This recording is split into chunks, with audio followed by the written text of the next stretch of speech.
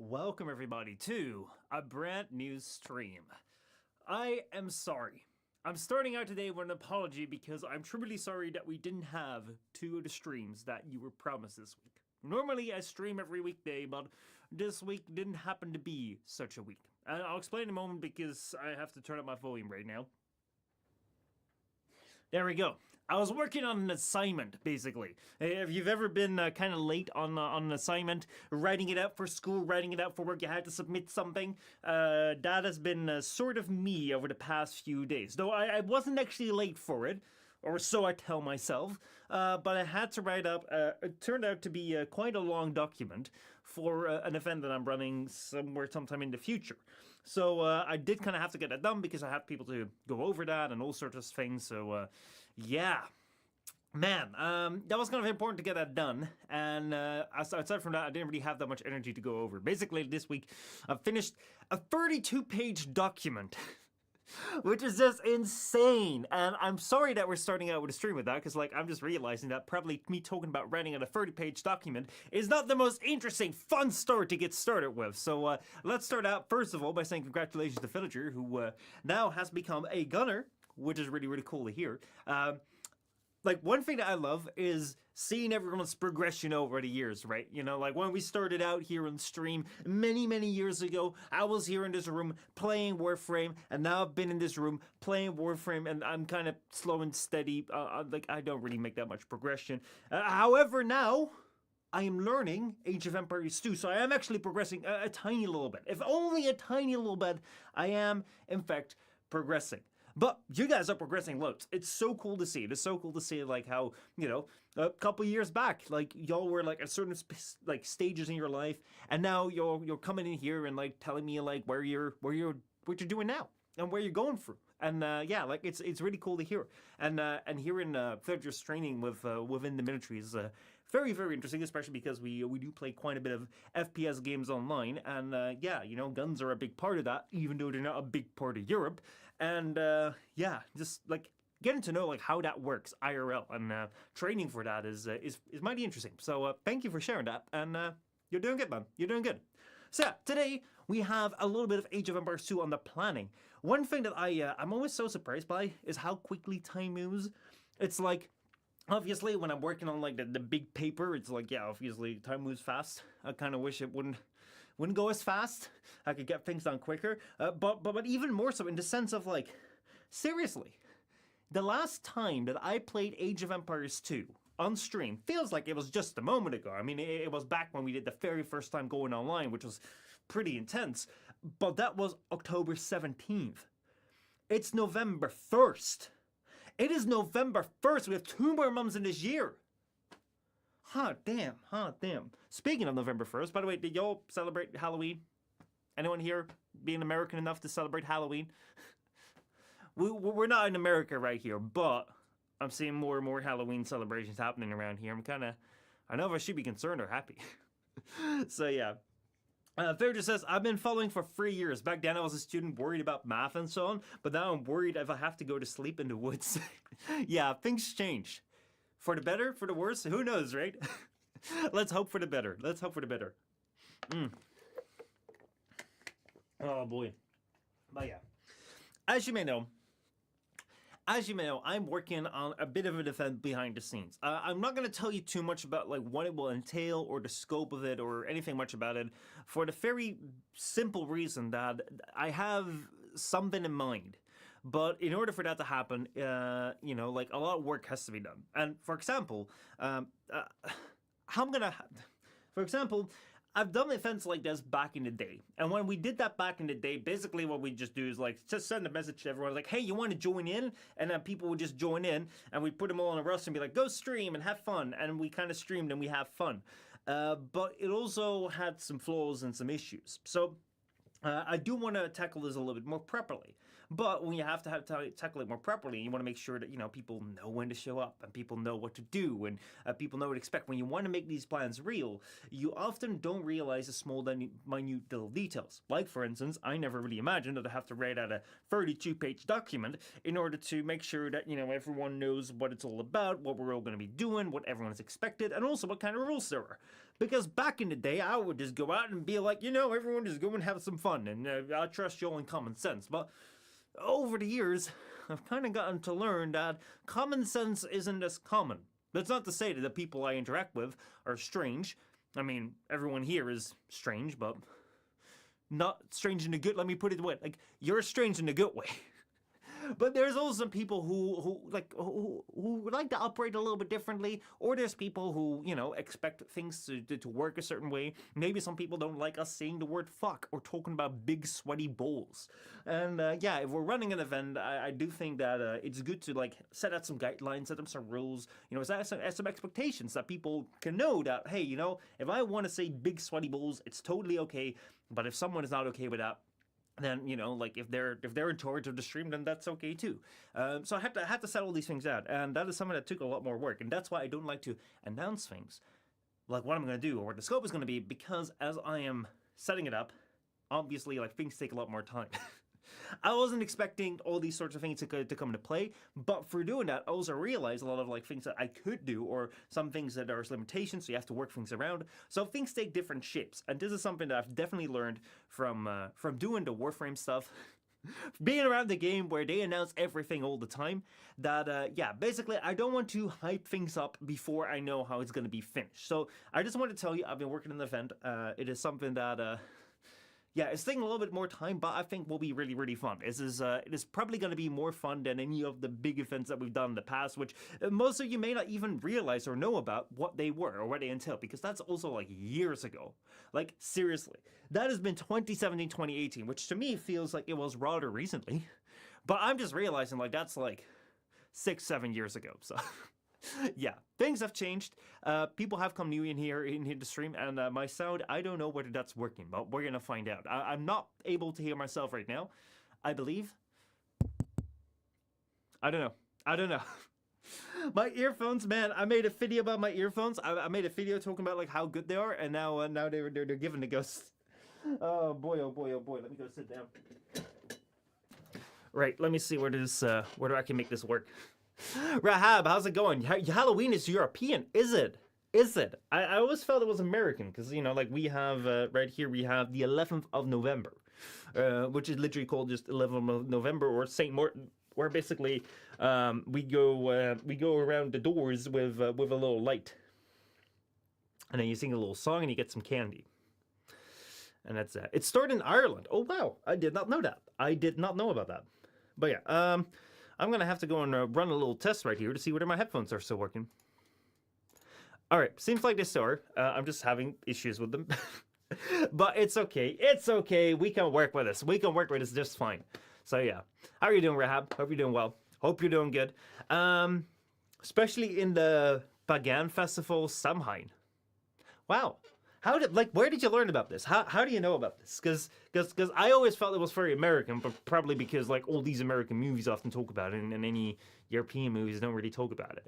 Because I mean, like, there's not that maybe it's also because there's not that many European movies. That might also be the case. That might also very well be the case. Let me go and get my hat. Oh boy, oh boy, oh boy. It has gotten to be hat time. So yeah. See, again, like, I'm learning so much from you guys. I'm learning so insanely much from you guys. It's crazy. It is pretty cool. So yeah, yeah. What am I gonna do? I'm probably gonna put up the green screen here. There we go. Look at how wonderful. Yo, that's strange. What the heck? Right. On the vertical stream, guys, don't look at the vertical stream right now. Like, that looks weird. Hold on, I'm gonna have to fix the vertical stream at this point in time. What the hell's going on with that, dude? What the hell's happening here? The background of the vertical stream just decided to die on itself. So yeah. America tends to be very loud in advertising. I spent a lot of time reading about Brythonic Celtic cultures. So, wow, that's really cool. That is really cool. Let me go and fix this thing up right here, because this looks horrid. Holy hell, I don't know what happened here. I don't know what happened here. Actually, no, I shouldn't fix this up. I should just do that right there. And I should wonder as to why you are not doing what you should be doing. Why are you not doing the thing you should be doing? I have no clue. I have no clue at all. I think this is going to be fine. We'll see. We will see. We will see. We will see. Right. That looks horrid too. That looks absolutely horrid as well. Hold on. I'm trying to figure it out. I don't know what the... what is the vertical stream background happening? Man, OBS right now, like, I don't stream for 2 days. OBS is just like, yeah, see you around. See you around. No! Holy shit. YouTube is having some issues again. Is the sound of the stream okay, by the way? Is the sound of the stream good? I really hope that it's going to be good. If it's not good, let me know. Because right now, OBS is struggling again. Again, basically, I should just be streaming every single day, because if I don't, I'll be in trouble. That's what I'm learning right now. If I don't stream every single day... I realize right now what happened. I used the wrong thing. Background standard, perfect. Now I'm trying to figure out as to why it didn't work. What are you doing? Game standard, yeah, perfect. That one, change that to there. And then this one, I don't know if that one's still active, but if it is, it'll go to that one. That will go to that one, that one, that one. And then this one will, I'm just trying to fix OBS right now, because I've realized, again, it is falling short. But yeah, here we go. Everything should be all right on the vertical stream right now. You should appease the machine spirit. Oh, theme. You remind me, Warhammer. I really wanna like do I really wanna play Space Marine 2. Once we're done with Black Myth Wukong, I would absolutely love to go and do some Space Marine 2. I've heard so many good things about the game, but like purposely, I've not looked at it. I've heard a whole bunch of good things about it, but I've not looked at it because I want to be prepared for it. I want to be good for it. Oh man, oh man, oh man! I'm so glad you guys got me actually to play Warhammer Dawn of War, because that really like started the entire like me training up doing RTSs on this channel, and from that point forward, we actually started doing Age of Empires 2, and I do want to get back at some point in time to Dawn of War and learn a little bit more about that, because now I have some experience in RTS games, or so I may hope. Maybe that's not the case. Maybe maybe I only think I've gotten better, but I actually haven't. Who knows? Yeah, today it is bada bing, bada boom. It is Age of Empires time. So that one thing that I should be doing right now at this stage is making sure that everything's set up okay. There we go. We're setting up the things to look good on both the streams. Let's see. Fair warning: Dawn of War 2 has less RTS elements and more MOBA elements. Wow. Like one thing that I've heard, and this is something where I have to admit that I'm keenly unaware about this, because I've not been a big player in this genre of games.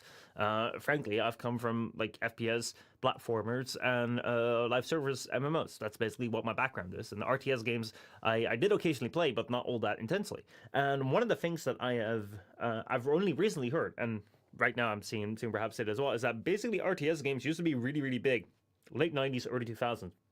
And then they basically got replaced by MOBAs. Is that right? Or like what was it, like, yeah, MOBA, right? Like the League of Legends type stuff.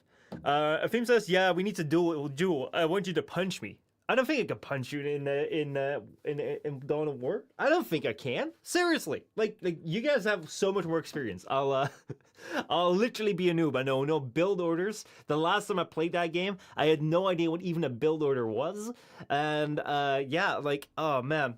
It's gonna be a blast to go back to, though. It's gonna be a blast to go back to. Like, man, I didn't even realize there's like a multiplayer mode. Oh boy, more or less, yes, he'll let you punch him. No, don't give me cheap shots, you know. Unless it's for content. Unless we're trying to get clips. Unless we're trying to do. Man, I'm just realizing y'all never helped me during the Among Us days. Like, what happened to like trying to get me big in during the Among Us days by having me like get away with all of my 200 IQ strats. Seriously, like, what happened there? What happened during the Among Us days with me getting away with all the 200 IQ strats where I would just be like, oh, I'm the imposter, and y'all acted like, I don't think he's suspicious at all. I think he's totally a crewmate. Like, y'all never did that. Y'all booted me out the first try you got, even if I wasn't the imposter. And then when I was the imposter, y'all tried to stream snipe, or when I say y'all, I know one particular person did. Oh boy. Do y'all remember? Oh man, okay, hit me in Among Us. Did we fuck? What? Fairda says, oh yeah, when doing urban combat training, we had the MG3 machine guns with us. 2 of them blasting away in the hallways, covering fire. I was holding my angle at the window. It was real fun. Wow. I distinctly remember someone... You remember the same person, Rab. You remember the same person. Oh boy. Did I call it like revealing certain information about who the imposter was? So to give you guys a little bit of backstory, if you didn't watch during the time that Among Us was around here on the channel, Among Us was around here for only like the tail end of 2020. After that, we just kind of stopped playing it. Didn't really come back to it, even though they released a whole bunch of maps. A couple weeks back, we took a look back into Among Us just to see what's out there, and it's basically a barren wasteland of nostalgia, and things have changed around, but it's no longer what it used to be. It's basically if you come around to a party the next day and everyone's kind of clearing up the party, it's like, yeah, it's no longer as fun as it used to be. But back in the day, it was a whole bunch of fun. We really enjoyed it. However, we really enjoyed it, actually. What we used to do on the channel was basically once every week or twice every week, we'd go ahead and do like some community lobbies. So everyone could join in through the Discord, sit around, and we'd do Among Us together. If you just join in from the stream, you could join the Discord, have some fun with it. And yeah, we'd try and figure out who was the imposter among us as we were trying to do our tasks and stuff. And we got pretty good at it. Like, we got seriously good at it. At a certain point in time, we had people join in who had no idea what was going on, and we were just like, oh yeah, you were like 2.5 seconds too slow on that task. Yeah, you're probably imposter because that was not entirely timed well. And oh man, we got good at it. Seriously, it was like the bar was set high. However, the bar was not set so high for someone like me. Or should I say, however, the bar was set not so high for you compared to me, because oh boy, I was streaming. And you know what you don't do if you're playing Among Us while someone is streaming? Well, you don't really watch their stream to go and figure out whether they're an imposter or not, unless you're a certain someone in the community. I'm not someone who will lament my loss and throw it seriously on like other elements of like, oh, there was lag, oh, it was the game, oh, someone was cheating. I've never really accused anyone of cheating because for all I know, I'm just like a really bad player. However, there was a certain pattern with someone where we would get started.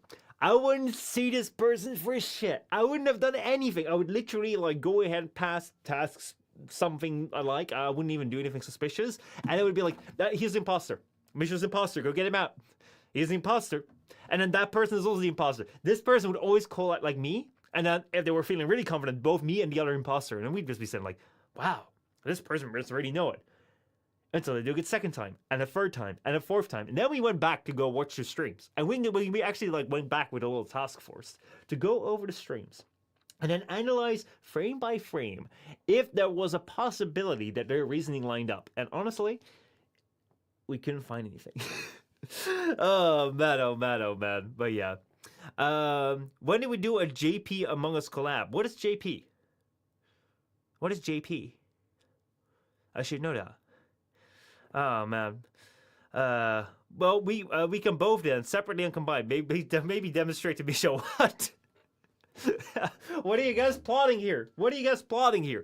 Oh man. And the time you outright said it was me on the stream. Oh yeah, of course. I should not forget myself. Rahab says, the time you outright said it was me on stream after I killed you. Oh my god, that was. If I'm gonna put the blame at a certain anonymous someone, I should not forget myself. This right here, I actually did get an award for it. I got an award for it during the yearly Framecast show. The I don't know, whatever we called it. We did a little award ceremony with Joey Casino and Xandy. But I actually played a game with Among Us with Rahab. Rahab was the imposter, killed me, and I was like, oh man, that was a good play. We were all using the Discord. I didn't know I was still open in the Discord. I didn't know my voice was live. So I was just sitting there commentating as you normally do as a streamer. I'd be like, man, Rahab got me good. Rahab got me real good. Rahab is being such a good imposter. Like, seriously, he's gotten me good. Oh, the cat was out of the bag then. Oh boy. The first time I'd been imposter in weeks. I'm so sorry. It was a fun clip, though. You gotta admit it was a fun clip. Let's see. JP, Japanese. I see. Couldn't relate. People defended me. Boy, oh boy. But yeah, that was back then. It was something. That was Among Us back then. I gotta make sure that I have everything set up properly and working, and I have to adjust a certain something here in this stream, just to get things right. Let me go and get the music going in the background. Does that work? I think that works. Oh boy. Let me see. How do I work this? Again? It's been like I haven't streamed in 2 days, and now I need to figure out how to make everything work again. Oh boy. Let's see here. No. That's the one I want. What am I doing? I like how people defended a theme, but threw me out of the airlock. Wow. Defend yourself in Japanese. Remember, we also did a lobby in our native languages, where we try to communicate with each other in our native languages and completely screw it up. I think a theme and I would have been fine. Me speaking Dutch, you speaking Afrikaans, we would have been alright. We would have understood each other. If we had a German player as well, that would have been fine as well. That could match. Hold on, that's not what I want to do. Oh man, I've forgotten everything. I'm forgetting everything right now. It is horrid. It is bad. Get transformation. Thank you. Chat. Get the transformation. Thank you. All right. But yeah. Well, you gotta start at every single thing. You gotta start at every single like call for the imposter, being like alele. And then someone's gotta fall asleep, and then everyone's gotta be like, oh, Nemori no Kogo. Oh boy. Such a fantastic anime. Detective Conan is one of my favorite ones, but I'm very behind in that, and that's because 2 years ago I used to watch that every single week with a friend of mine, and then the friend of mine actually had to like move out for work. Haven't spoken to that friend in quite some time, but we used to watch the new Detective Conan every single week. So I've kind of been waiting for that friend to come back so we can go watch Detective Conan again. So yeah. Anyway, enough about anime. Enough about Among Us. Let's talk about Age of Empires 2. So, oh boy. Here we are back again. It may have only been like a couple of days if you've just watched the clips, but for me it's actually been about 2 weeks since I've played Age of Empires 2 for the last time, which I will tell you has been an insanely long time. There's so much stuff been happening behind the scenes that oh man, I hate that I haven't been able to get back to this game yet, but what I have been able to learn is a lot of very interesting information from you guys in the comments. So thank you so much for everyone who just jumped in to give me your analysis of how I played my very first match, which I ended up losing, but also how I played my second match, which I did end up winning. Yeah, I'm happy to say that I was somewhat decent enough last time to win one match online, and maybe I'm still gleefully proud of that. But for now, it is time to get off my high horse and actually start learning as to you know, how I can improve. I have a whole bunch of suggestions from the last video, so what I'm planning to do right now is to actually go over some of these suggestions that you guys have, take a look around as to like what we can learn from those, and then try and implement that later on. So yeah, Mudkip, how's it going? Back at it again, this time with even more emotes! Have you been stocking up, Mudkip? Have you been stocking up? Oh boy, so you will do that? Go then, defend yourself in Japanese. Not yet. Not yet. We will definitely do that by the time that I'm fluent enough in Japanese that I'm ready for it. Not right now. Not right now. Not right now. That's not something we're ready for. So yeah, I think that it is time to go. I think that before we go and do this, before we go and get started with looking at what people have said with Age of Empires 2 at my like previous matches, I think it's good that we get a little bit of a refresher, that we get a little bit of an idea as to what's going on with this game. Look at you, Mudkip, going in with all these emotes. That's wonderful. I think it's good to have a little bit of a refresher. So let's go and take a look at a little game. Let's go and take a look at a game that I have found myself somewhere here. Let's see. I have a couple of games prepared for you guys. Let me see if I have a fun one right here.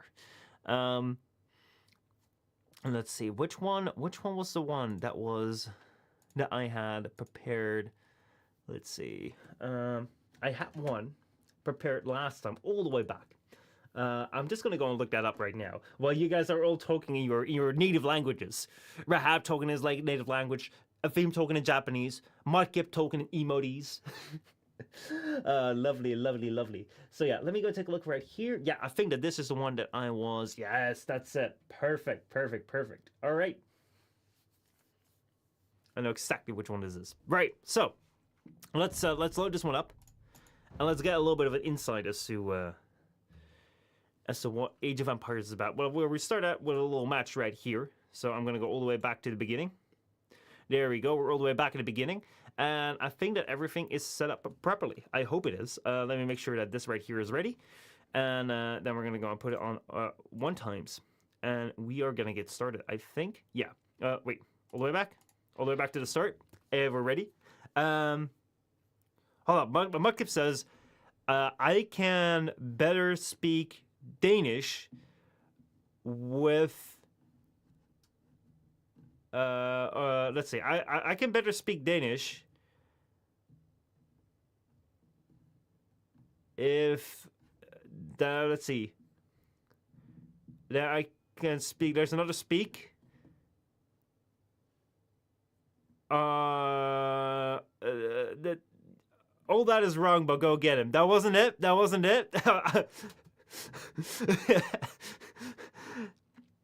I thought I could get there. Dutch is really English in Uwu text. Does it sound like that to you? Does that sound like that to you? But Mudkip, what do you say there? I'm actually quite curious. So, anyway, let's get started with this match right here. So, welcome everyone to a brand new Age of Empires 2 match, where right here we are looking at 2 players playing Age of Empires 2. Right here on. Wait, I have my thing set up. I have my thing set up wrong. I actually have a special command for this. Dang it, I forgot about this. There we go, that's better. Now I have to change this again. I keep on forgetting this. No wait. There we go. And then we have to do that, and I have to do that. I gotta learn my my setup again. Hold on. Let me go and adjust this once more. I'm so sorry, you guys. This is not the way it's supposed to go normally, but yeah, this is the way it's going right now, because it's been about 2 weeks. But yeah, here we go. Right. So let's go all the way back to the start. We will get started properly right now.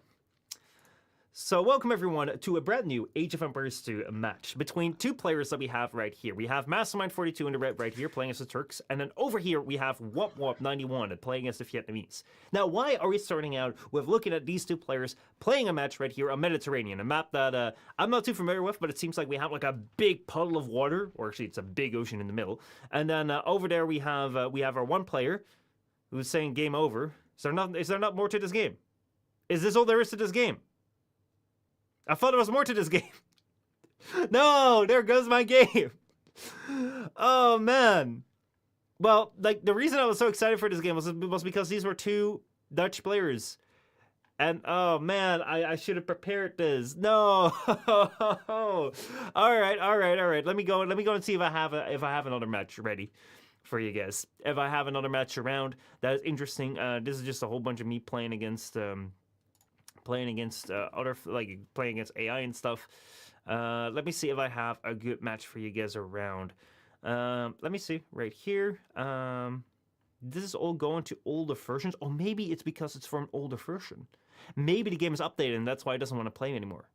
Shoot. All right. Let's see. What else we can like? What did I play last time? Last time I played Britons. Do I have a Britain match right here? I thought I looked for a Britain match. Let me see. Poles, Huns, Magyars, Britons. We have a Britain match. Yes. All right. So here we go. Let me go all the way back to here, and then actually I should probably go and look. Oh whoa, we have an encoding error occurred while streaming. Are we still live with the stream?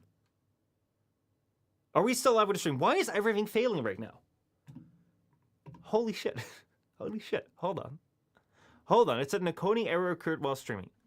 Are we still good? Are we still alright? Tools. Help, view the stats right now. We have... Everything seems to be sort of alright, I guess. Hold on. It seems like the vertical stream has died. Yes, I want to start a vertical stream up, please. There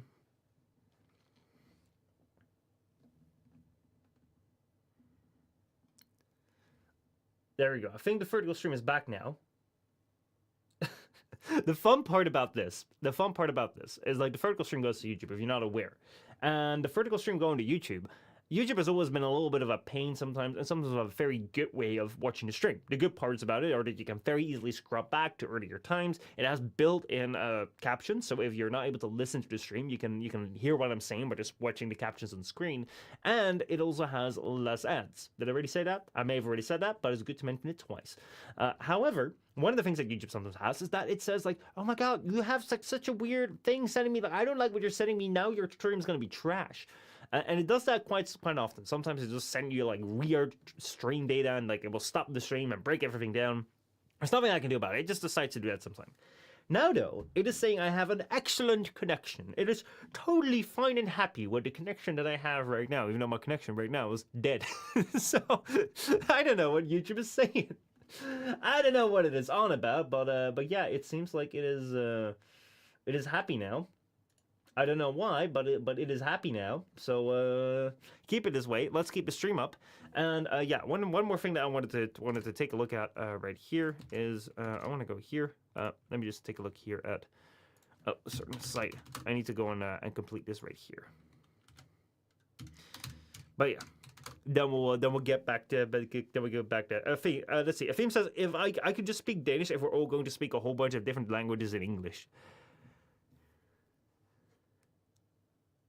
I see. Let's see.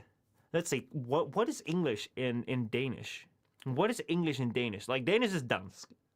I can see that. What is English?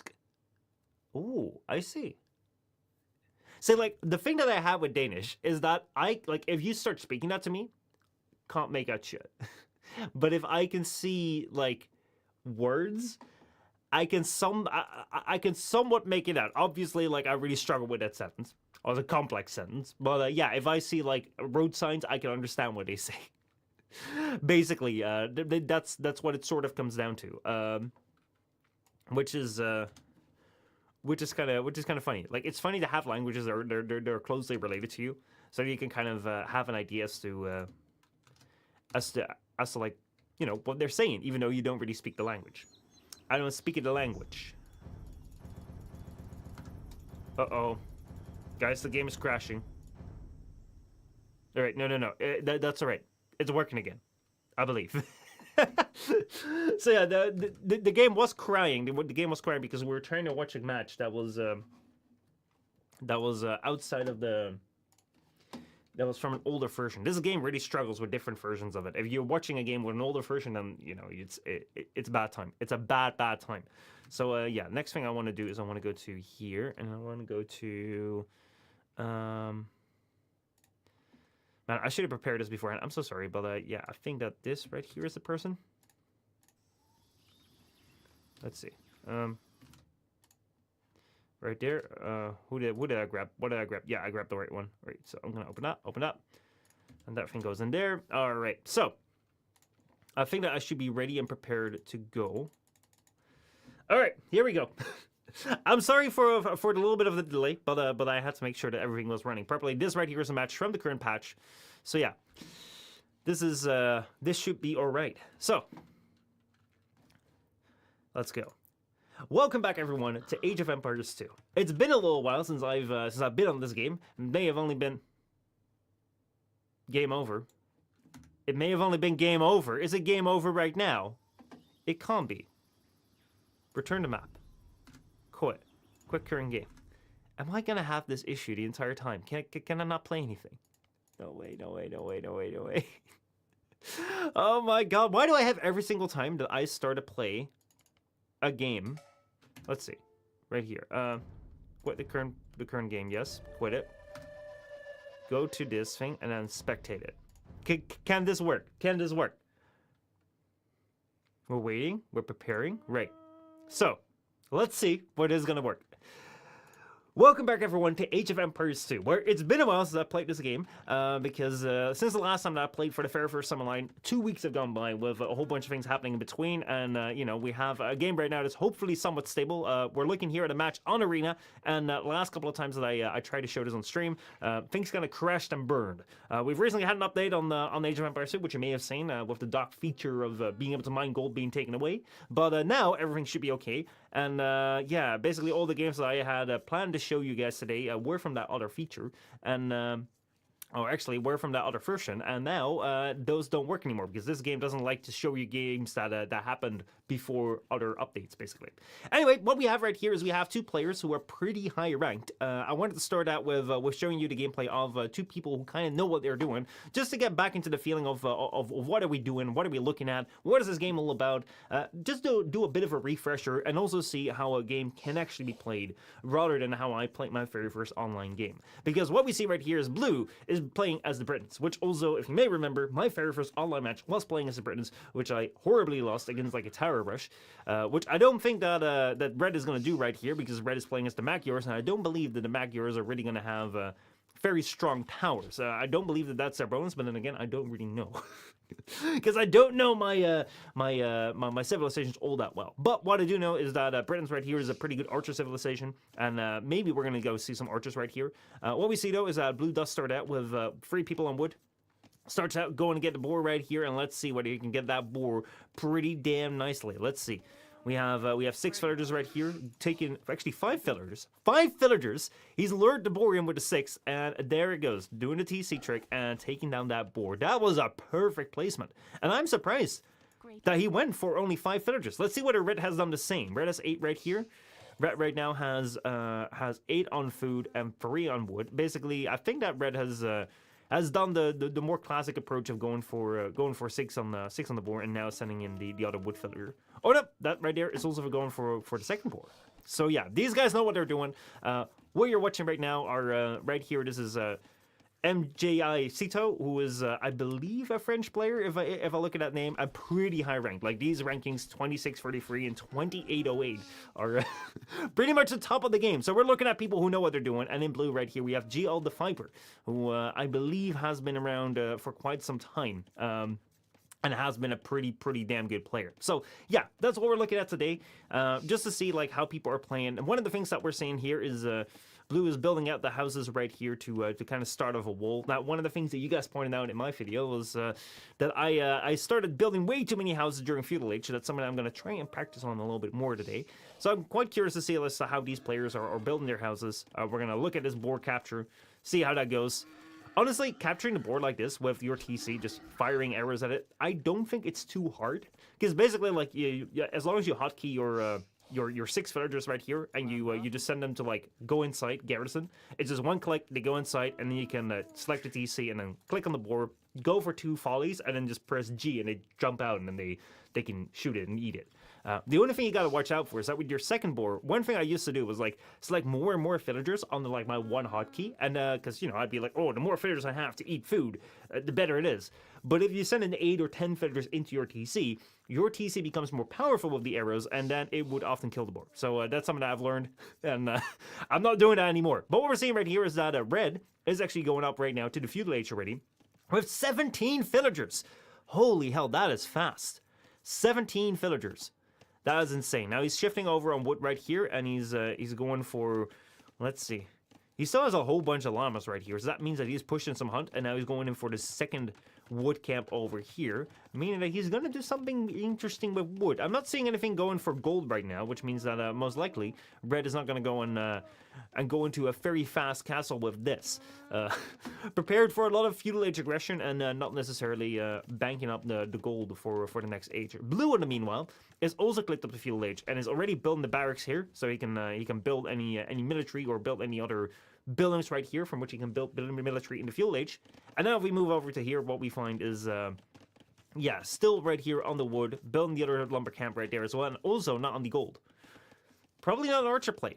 Something that I would like to do when I play archers is go on the gold, but then again, I'm not here to criticize how people who are the best in the game play their game, because I don't know. Drake Boy says, I never tried this one. I played Stronghold back then. Oh man, yeah, it is, to me, this is something entirely new. I've only recently started like playing this somewhat seriously. Arabia right here, this map is something that I'd say relatively the most familiar with. If I play any other maps, I don't necessarily know what to expect, because this has been like for me trying to practice. But yeah, now that I'm playing online, I'm trying to learn more and more by just going through different maps that just happen to be thrown up, and we'll see what happens. So both are going for the wood upgrade. We're seeing one thing that I never can achieve: 0 seconds idle TC time, 0.07 seconds idle TC time. Like, these guys know exactly what they're doing. It is so cool to see. And we're seeing blue build up a little Pokeboy to go after red scout. Look at that. Look at that. Now this scout is away. Not that the scout was going to do much, other than just like knowing what the hell is going on. Because if we look at red's vision, I think that red can kind of, let's see, how do I do this? How do I do this? Ah, I've lost red. Let me go back to red right here. There we go. Let's see what red has scouted so far. Red has seen that there's a lumber camp over there. He has seen a lumber camp over there. He has seen a stable as well, which is really good. Now red knows that blue is gonna go into the horses, and blue is also kind of walling up right here his little lumber camp there. Now that's one thing which I'm not all that great in. Oh wow, look at that! Red is coming in. Let's see what's gonna happen here. Who of these guys is gonna come out better? Oh boy. Oh boy. I know blue has a little Pokeboy around here. Oh, but red has reinforcements. Man, normally people kind of like scout this right here or cast this right here with like a very high zoomed up view, so you know exactly what's happening. But I find this more intense because we didn't know that red has some reinforcements over here, and now we're learning along with these guys that, oh my god, how did blue circle around there? Oh man, that Pokeboy just went all the way around, with a little sneak attack. Now, red is moving away, but red has to watch out that blue is not taking his moment to go and strike at his place. And I think that they've kind of come to a gentleman's understanding of, all right, I'll leave you alone, you leave me alone. And yeah, look at that. Right now, both being very, very equal in their build, in their ooh. I say that as I see here an archer range right here, but in their resources collected, I think that they're very, very equal. You see the Viper taking a little bit more resources over here, but yeah, overall, a very equal match so far with nothing exceptional as of yet. But maybe that will happen right now, as we see 4 horses ganging up on one. But yeah, the Sundin, man, I love the Sundin stuff so much. I don't know whether this is something that you guys appreciate. Drake Boy says, you got a new subscriber. I would love to watch more from you. Well, I'm happy to hear that, that the Sundin fishing works. But I love it. I'm not going to do this the entire time because honestly, I also love having like the general overview, knowing what everyone's doing, because that gives us more information and allows us also to predict like what would I do in this situation. Because ultimately, that's kind of what I want. What I want from this game is just to learn about, hey, you know, what are we seeing these guys doing? What could I try to apply in my games? And also, if you're watching me play this game and you don't know all that much about this game, seeing people like use this game right here and use it in a good way can allow you to assess a little bit more, have a little bit more of a point of comparison to the way that I'm playing. So what we're seeing right here is that red is building up 2 archery ranges, going into archers right here. And what I'm also hearing is that there's an attack sound, and I'm not hearing that very loudly. So I'm going to go and amp up my volume here. Sorry about this being kind of low right now, but here we go. We have 2 whole armies, very, very equal in size, and both are not really able to do much. I feel like both players have gone into cavalry trying to do a little bit of eco damage, because basically the thing that you want to do as red, if you have this little army right here, the thing that you want to do is you want to go forward and you kind of want to like take some of these villagers out, like get your horses right here with these gold workers, single one out and just take them out, and you know, like get a little bit of a lead, because the more villagers that you have compared to your opponent, the more research you can get, or the faster you are in the feudal age, the stronger you are basically. However, because right now both players are kind of in the same unit type, it's getting kind of rough. Right here, though, there is an encounter. There is a battle, and I think that this is going to go quite well for red. Red had actually built up some archers, and I completely missed that fight. So let us just go very quickly back, just for a second, just to see how that went. Because I'm quite curious, who's initiated that fight? Who would initiate that fight? Hold on. Go forward. So let us do a very quick instant replay. It seems like blue kind of ran into red right here, saw that there were archers over here, thought that they could take the fight, but then red came in. And yeah, that right here is the very first time we're seeing a big difference between these players.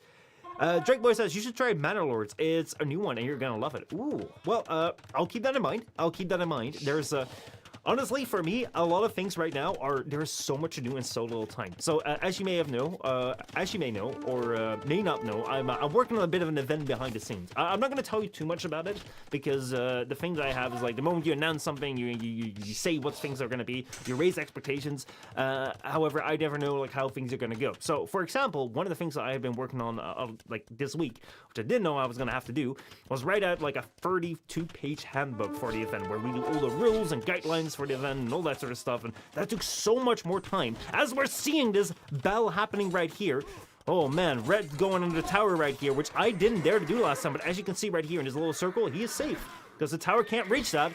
And now red did not get any villager kills. Oh, he did! As I say that, he got his first villager kill. This right here is going so well for red right now. Red has the superior army, he has a villager kill, he has an eco kill, and I think they're almost the same in resources. Blue is still doing better in resource collection, which is insane. And now walling up entirely over here, trying to make sure that the horses can come through, the armies can come through, and probably he's going to try and like protect himself as best as he can, build up that market so he can like sell some wood or buy food just to get up to the next stage and then make that strike in the next stage. But yeah, that is wild. That is wild, as red is going to try and do a hard push on getting that house down. It's going to be a lot of work, like that 32-page document was. Like, holy hell. Like, basically, back in the day, I used to do some big events with Warframe, which is the game that I started out in. And what we did there is we got a whole bunch of streamers together, and we streamed together like a biggest charity stream. It was a whole bunch of fun. And the way that we used to do it was just like draft up a schedule, be like, hey, if you have time, you want to show up, then you can show up, and let's have some fun. Nothing much more than that. However, now I want to try it a little bit more professionally, and like I'm just realizing, hey, you know, maybe you need some clear rules, and maybe you need to have like some clear guidelines. It's like, hey, what are we expecting from you? Like what can you expect from us, and all that sort of stuff. And yeah, that's something which takes more time than you expect. So that's something where time has come into play, and that's also why I haven't been able to stream as much Age of Empires as I may have wanted to. So yeah, here we are. Nino Kill, how's it going, man? It's been a while. Good to see you, man. Also, Leech us. Hope you guys are doing well. Welcome to this high-end Age of Empires 2 game, where between some of the best players in the world, like it's insane. As we see right here, ooh, look at that. We have an entire wall right here, no entry point for Red to get in, and yeah, right now what we see is that Sito right here has basically what we call the map control. Sito right here has the decision to what he can do right here. I don't know if he's ready to expand forward, building some forward buildings. I'm not seeing that yet, though that house is being attacked quite hard over there. Look at that. Look at that. And Blue's still holding out with archers, but still very much doing the defensive play. Red does have this hill right here, which is really, really, really nice. If you don't know, if you're on a hill, you get extra bonus attacking, and you also get like an extra defense bonus from people attacking from downhill. So that's really good. It's not so good for Blue that that's over here, but they're both reaching the castle age, and resource collected, it's still sort of similar. Right now, though, I think Blue is going to have to make a move. The University tech's coming in, probably going to go for ballistics, trying to make sure that tower can hit the moving enemies. And in the meantime, Blue is just out here.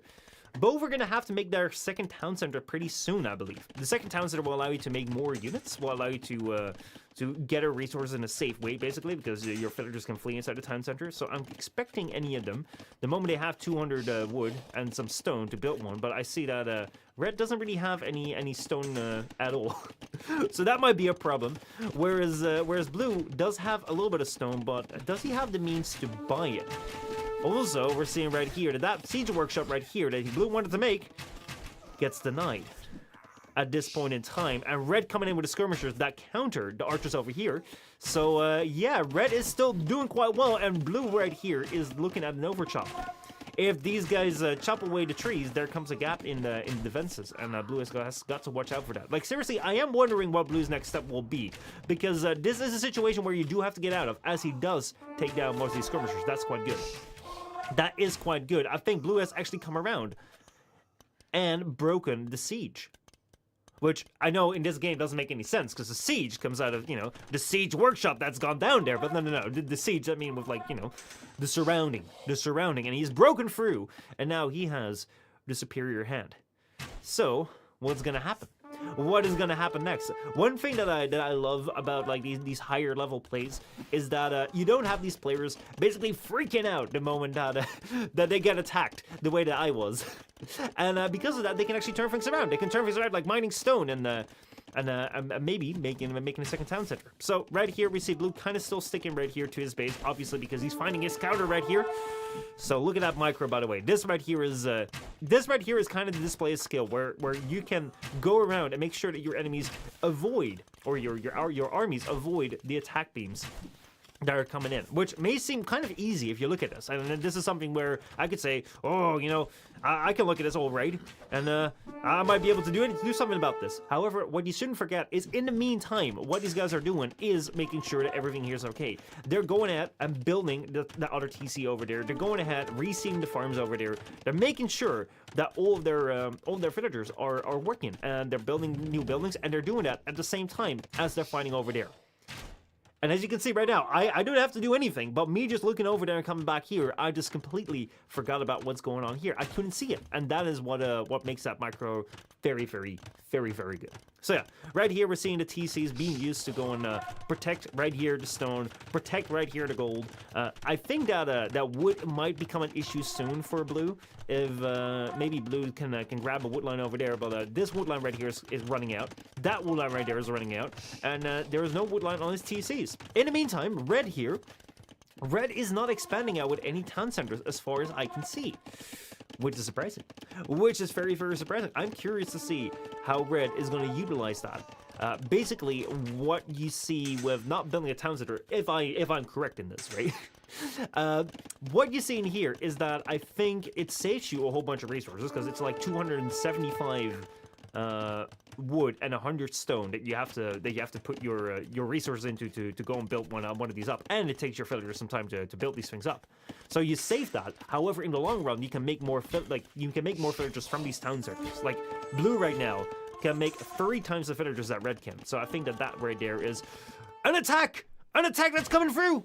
Oh my god! Oh my god! Look at this! Look at this! While we were thinking that these attack sounds were coming from red attacking blue, blue has actually gone around. I want to see how he circled around. How did he circle around here? What did he do? Hold on. I was looking at this over here. I was thinking, yeah, you know, red has got blue on the ropes, but blue is doing the economic play. But no. Blue had a different idea. Blue thought, what if I go and sneak around while red is over here? Red cannot be right over here. And what I can do over here is I can just go around, ignore the cries for help at home, and then move forward. And oh boy, let us have some fun. So as we say right now, red has killed 2 villagers from blue. He's kind of a little bit ahead in those kills, but blue is gonna go and make this score even. There we go, 2 for 2. And blue is right here, and red is nowhere close to defend. Holy shit, red has to come back. Right now, blue has the freedom to go ahead and expand the way he wants, get that other wood line. And in the meantime, just go ahead and cause some commotion here. Having all these people right here flee away. And this is something, man, you know, like there's a little gap there. That is something that can happen to me so easily. Oh my god. And there you go then. All of a sudden, your economy is just kind of idle. Look at that. There are people not working. You've lost some villagers. You've had to come back, stop your push. And now, blue is still here with the archers, taking down villagers. Oh my god. That is insane. Look at them go. Look at them go. It's like 10 kills right now. 10-2 right there. That is wild. Man. Now he has the hill. Obviously, he is finding his counter right there. Red, meanwhile, has gone into cavalry archers, who are more like who can move around better. But I don't know. I believe the archers are still like better archers than the cavalry archers. But yeah, that was a really good find. In the meantime, red is gonna go and find himself again. Got to figure out what to do, and that is the building I was waiting for. Forward siege. Forward buildings. The reason why I say forward building so much is that having a forward building means you have your army ready to attack. And normally when you see when a player has map control, they will build these forward buildings to go and attack the enemy. Now blue has to get rid of the people here because that's come under attack. And red calls a GG. Red calls a GG. What calls red to call the GG? Let me go and take a look. Was I looking at the wrong area again? Yes, I was. Holy shit, man. Holy shit. We were looking here, right? And I was saying like how these archers were probably like a little bit better than the cavalry archers. And I kind of like moved him out of my mind because I was thinking, oh, he's gonna go away. He's gonna go up there. We're seeing red up here. Let's see what red is doing. But then blue was like, why don't go around the back here? And this is something I was actually quite curious about. If we go back just a second, did he know about this? Had he known? Did he know that there was someone around here? Yes, he knew. He knew right here that there was a lumber camp here, I believe. Or not. No, he didn't. He didn't see anything. He just saw the house there, guessed that there might have been people there, and he was lucky. He found the villagers there. Red wasn't there to defend. And I think that basically was for red the signal of like, okay, well, I'm just going to lose this entire wood line. I'm going to have to come back here. He has the hill over here, and look at how many losses red has taken. Yeah, that game was lost. Man, oh man. That was a pretty high level play. Oh boy, I think it goes to show, or at least I hope it goes to show how having like awareness of what's going on the map is very, very important in this game. You can already see it right now with me. Like, I have complete vision of what's going on, and even I was looking right here at this little push over here because I thought that this was going to be interesting, completely not looking over here where this attack was happening. And if I would have been red and I would have been like aware of this, I would have been screwed even more than red already was over here. So yeah, that was that right there was a pretty high-level Arabia match. I think that the thing that I thought was really, really interesting is that you saw how blue completely like turtled up put down all the walls, put down all the defenses. If we go back a little bit to earlier over here, when red had complete control over the map, basically, right here, what you see is that like blue is completely turtling up. This is something that that I kind of had to do in my match as well. I had to go and defend myself with the tower rush. But blue is able to break out of this. Blue is able to break out of this by just making sure that, you know, okay, right now I'm safe. Red is not going to break through this house over here. I'll have like a small amount of archers, like 4 units, just to like poke him away if he wants to break through. But I'm not going to go and send out my units one by one to go and attack them. I'm not going to do anything about that. What I'm going to do is I'm just going to sit here. I'm going to bide my time. I'm going to make sure I get up to the next stage. I'm going to make sure that I can get my production building going. And then as I move forward, I will build up my my army mass. And you see how patient he is, right? You see how bloody patient he is. Like, seriously, for the next, like, couple minutes, red was still out here, like, being dominant. Red didn't really use that dominance to play something forward. To go and put the pressure on right here. Make sure that the battle stays over here. But yeah, blue was still going at it, having that patience, slowly building up his army, doing little pokes over here, and then going back, retreating back. And then one thing that I just find very, very interesting to see is that just over time, you can kind of see this equal out. And I thought right here, with this Siege Workshop being denied, it's like, oh man, this can be something. But you just see, you know, that tower, the army over there, and all of a sudden, red's numbers advantage is gone. And then from that moment on, blue kind of took control of the game. He took control of the game, and it took a little longer than you may have expected. It wasn't one big push, but it was some very, very smart plays. Having the furthest attention away to the other side of the map, making sure that you can go and push a little bit over here after you pushed over there, and then finally coming in with that push right over here. And that was it. That's how blue won from red, or how the Viper won from Sito. This is the very first time of me looking at like a really, really high-end match. And yeah, it is, to me, especially like going around and like looking at what's going on right here, it's kind of impressive. It's kind of impressive to see like how aware you have to be, and this is basically, I think, like the peak of how it's being played. And I hope that this was interesting and maybe also like useful for you for you to watch, entertaining. And yeah, let us go and play a little bit of Age of Empires ourselves now as well. So yeah, that was that just to get started with. Let me go and quit out of this. Return to map. I'm glad that this all worked out quite alright. So let me quit the current game. Let me get out. Yeah, here we go. And now I have to make sure that I reset everything again. Right there. And then I have to fix things around. But yeah. Neo says, wow, old school memories. Dude, it is. Like, seriously, this game, I played it like years back. Just casually, right? Not really knowing what I was doing. Not really knowing what was happening. I was just having some fun with it, right? And it was basically like at the start of the year that a friend of mine said, like, oh, let's play it again. So we kind of played it again. He was like, oh, maybe you should stream it. Maybe you should stream it. And I was like, all right, I'll try it. I don't think I'll be good at it, but yeah, I tried it and actually had quite some fun with it. The map was disadvantageous for red since that side had more hills. Actually, you may be right there. I do also think that the hill at the front on the gold for blue was really rough as well. Like, seriously, that one at the start I thought was gonna get blue quite a bit, because like every single time he wanted to move out through like the opening in his walls, basically there was an army right there on a hill. But yeah, you're right. That is something I didn't really point out, but that's a good catch. That's a really good catch. Let me go and grab this right here. Okay. So then. All right. So then, now it is time to return to online. So then, let me make sure that everything is set up properly here. There we go. So then, now it is time to return to Age of Empires 2 online. Last week I played a match as the Britons, and I lost my very first online match.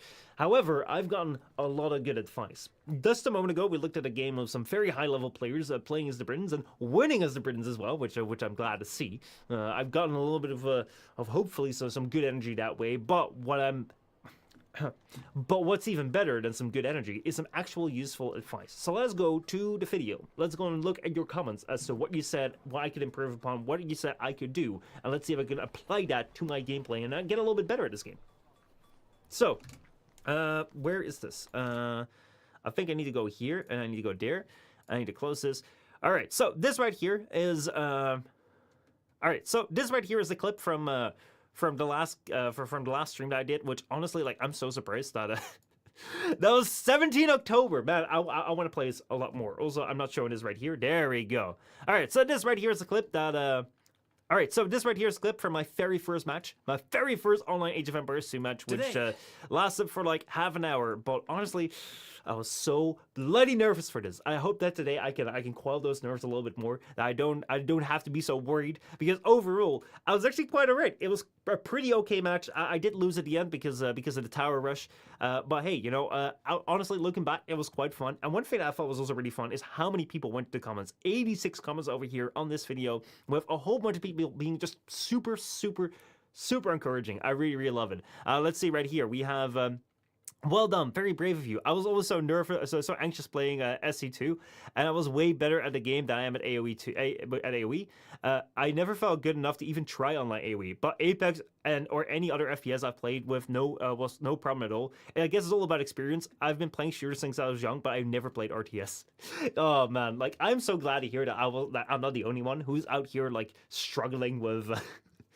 With getting into online RTS. I also have a like first-person shooter background, and I kind of like going online in this game. It's very similar to going online in Apex Legends for the first time, because yeah, I do have some shooter experience, but most of my shooter things are from Call of Duty back in the day. Not necessarily battle royales, even though now that's changed. But when I started playing Apex, I didn't have any battle royale experience, especially not in teams. I was like, what if I screw it up? What if I screw up going to the target wrong? What if I screw up with like my abilities and stuff? And I was really worried about like my teammates, and that's also what I had going online here.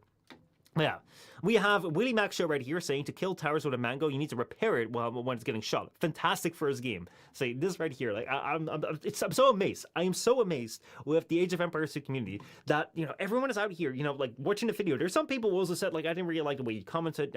You were a little bit nervous. I can get that. Some a little bit more energetic than I like to be, or that some people like to be, but. Even though some people may not like the entire video, they still watched and gave some really good feedback. So like, I really appreciate it. Like, you're so helpful and so encouraging. Also, then like even though you lost, good game. So yeah, one of the things that I need to learn, if I get rushed with towers, make sure that if I get out some mangonels, gotta have a repair villager for my siege.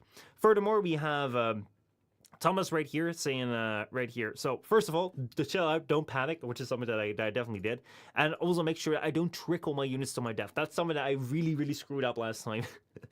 I basically went out and just sent out units one by one, and that screwed up me big time. And then third, don't hang around multiple towers with your units. You lost like 10 scrims for nothing there. Honestly, I didn't even notice. Oh boy, that was so bad. So yeah. Furthermore, we have men in here saying, if you are first to feudal, attack him early. So I have to make sure I gotta attack faster. And active defense, one tower rush. If your units can't beat a tower, bring them to his base to do counter damage and take his focus away. So yeah, that's just going around to the other side. What we just saw in the match between like blue and red, where blue was being attacked and actually sent his archers around and then did a little sneak attack around to the enemy's base. Furthermore, we see Dormius saying here, you don't have to go full feudal army. Push your walls out further and collect resources in the front to save your backline more. Just make sure that you don't keep any openings in your flanks, because like, you know, sometimes I have a little hole in the walls, and then the walls don't really mean much if there's a hole there. And then you can move eco when they attack with feudal armies without too much effect if you're pretty decently turtled. Don't mass too big of an army, like 3 or 4 archers to disrupt this frontline eco is good enough. Mass your siege in early castle before moving out to destroy towers. Rams are a correct choice. Find a cheap unit like a pikeman to act as sponges for your rams to defeat the towers. And when you get attacked at your home base, disrupt their base with what you can. So basically what we're seeing here is a couple of things are coming back. First of all, I need to make sure that I don't just sit around and panic and then start sending out things one by one to die. I gotta make sure that if I'm being attacked, you know, like I send them out like in a group, or make sure that you know, siege can be repaired. But even more importantly, I shouldn't just try and get attacked in the first place or wait for the attack. I gotta make sure if I'm in the feudal age, build up fast. Like if you're building up fast, make sure you get a little bit of army out. Just annoy the enemy a little bit while you keep on building the castle age. And then castle age kind of start with adding in more army. Feudal age is only there to kind of disrupt the enemy, not to defeat him or conquer him. Just disrupt. And also one thing that I've read quite a bit is like I'm building too many houses, and because I build too many houses, I don't really have a lot of wood to do things with. So those are the things that I'm going to try and focus on right now.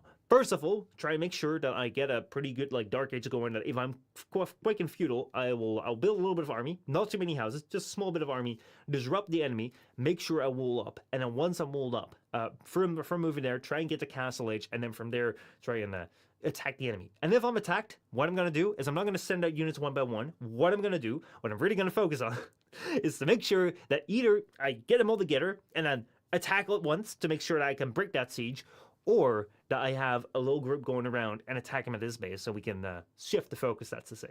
Let's see if I can actually make this happen. Who knows? Who knows? Who knows? Who knows? We're going to try and we're going to see whether this can work. Wood, how's it going? Hello, what even is Age of Empires? Is that a mobile game? Well, it actually is a mobile game. Oh boy, oh boy, oh boy. And I just upset a whole bunch of people with that. Because Age of Empires 2 actually has released a mobile game, but that mobile game has actually not been received very well. I've downloaded it. I haven't really played it because, yeah, it's basically just a mobile game with a skin of Age of Empires thrown on there, but it doesn't really have the features that you'd expect from an Age of Empires 2 game. So, yeah, that's a set. That said, though, Age of Empires 2 now is officially a mobile game, so yeah, we can say that it is a mobile game. Welcome to the mobile game. Please don't unsub. Please don't unfollow. Oh boy! Oh boy! Oh boy! Oh boy! Oh boy! Well, let's get to it. I'll show you what this game is about. Isn't that the one that spams ads everywhere? No, it's not. It is not. This right here is like, if you may have seen this one all the way back in your childhood, basically.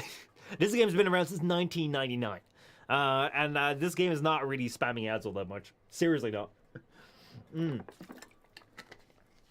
Would be fun if it was.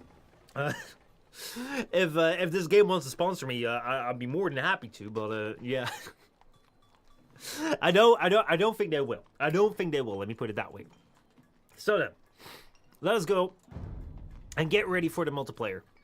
So it's like, what is it like? What is it like? All right, I'll show you. I'll show you. All right, so let's get ready for the quick play. Let's make sure that I set my civilization to Britain's right here, because I want to make sure that I work with the Britons. Let me take a look at the... all right, before I get started, though, let me take a look at the features here. The town centers cost less wood, starting in Castle Edge, so town centers are something to keep in mind. Foot archers, except skirmishers, are plus running Castle Edge and plus 2 in Imperial Age, so that's great. Shepherds work faster, so I gotta make sure I get my food in, which I think shepherds are only the sheep. It doesn't include the hunt.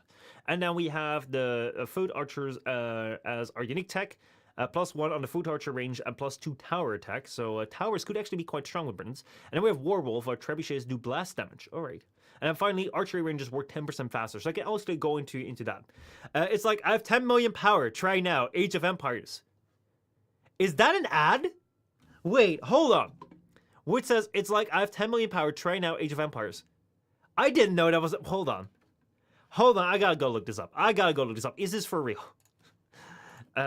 Age of Empires, 10 million power. Let's see. Let's see,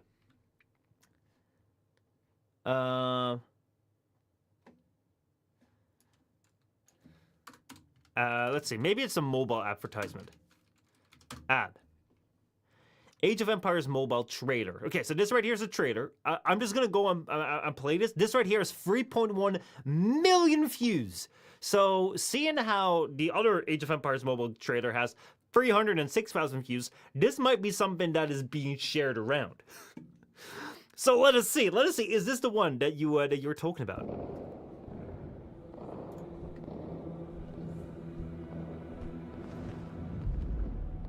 This is the mobile trader for Age of Empires Mobile. The game that's not been loved by this community, but it is a mobile game, I guess, now. So let's see. This right here does look very much so like the screen we were just looking at.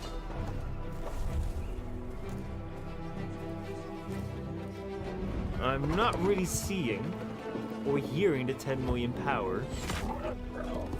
We have a boar being attacked right here. Like, honestly, it is a pretty good looking cinematic trailer, but, you know, you can make any cinematic trailer look good. It's got to translate over to the game.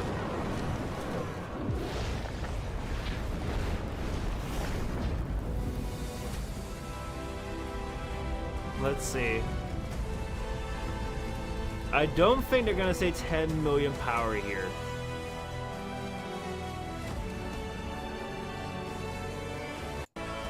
No, I don't think it's here. I don't think it's here. You say, just look up the 10 million power ad. 10 million power meme. Ad. Rise of the Kingdom ad? I thought you were on the business trip. I missed you. And Rise of What is this? I've got 80 million power in Rise of Kingdoms, top 10 in the server. 80 million? How'd you do that? What the hell is this? Is this the one you were talking about? This is Rise of Kingdoms. This is Rise of Kingdoms. This is not Age of Empires. What does this game even look like? Well, it's Dude, it show. Yeah. That's it. No, this is not it. This is not it. Oh boy, oh boy, oh boy. I thought it was the same thing. I mean, like we are gonna lay siege to something, but hopefully this is way better. I mean, oh my god. Yeah, no, names are similar. Rise of Kingdom, Age of Empires. I mean, the off is the same. The off is the same. That's for sure. I'll take that. I'll take that. Oh man, you got me worried there. You got me worried there. I thought it was for real. But I get the confusion. I get the confusion. I understand it. Don't worry. I understand. Oh man, oh man, oh man. I was like, shoot. Shoot, are they putting out some weird ads out there? I didn't know that. I didn't know that. All right, so here we are. Age of Empires. I'll show you how Age of Empires is being played, or how I hope to play it. It looks similar. I get it. I get it. I get it. I get it. I totally understand, man. I totally understand. All right, so before I get started, let's go over to Britons real quickly, just to remind ourselves, like, what the hell is this about? Britons are a foot order civilization. So basically, we have town centers costing less wood in the castle age. That's good to keep in mind. Foot archers, except skirmishers, have extra range in castle and extra range in imperial age, which means that if we get to an archer war, we will be able to attack the enemy where they can't attack us. Shepherds work faster, which I do believe is only on sheep and not on the hunt or on the boars. So if you can steal some sheep or find more sheep or run a map with a whole bunch of sheep, that could be really, really useful. This is me just realizing that I was on a map in my first game with a whole bunch of sheep and I never really used our benefit because I didn't know. I didn't know. But maybe we'll play that map again today. Furthermore, we have unique text where basically we have extra foot archer range and extra tower text, so tower skills will be quite strong. And then we have Warwolf, where trebuchets do blast damage. So yeah, and then we also have the team bonus, archery ranges work faster, and the unique unit is the longbowman. One other thing I gotta keep in mind is last time I very much focused on like going in for the archers because the archers have, what I've learned is that I don't necessarily need to go for archers. Sometimes switching to another unit can also be quite good. So we'll just see how it goes. We'll just see what the plan is. I'm gonna be very adaptable in this game. I'm not necessarily gonna follow like a build guide. I'm just gonna be adaptable, see what's gonna happen, and go from there. Perhaps as the Welsh do sure love their sheep. I guess they do. I guess they do. So, we're going to play against humans. I'm going to play whatever size we're going to be playing. And whatever map pool we're going to play. Let's go and find ourselves a match. See whether we can play anyone. See whether we can play anyone today. He doesn't know? Was that a reference or something? Damn, boy. Oh my god, that was like the joke. Woo! Oh, I love that meme, by the way. That's like... oh. Alright. Let's see. Let's see if we can find someone to play today. It is a Friday night. Should be someone online.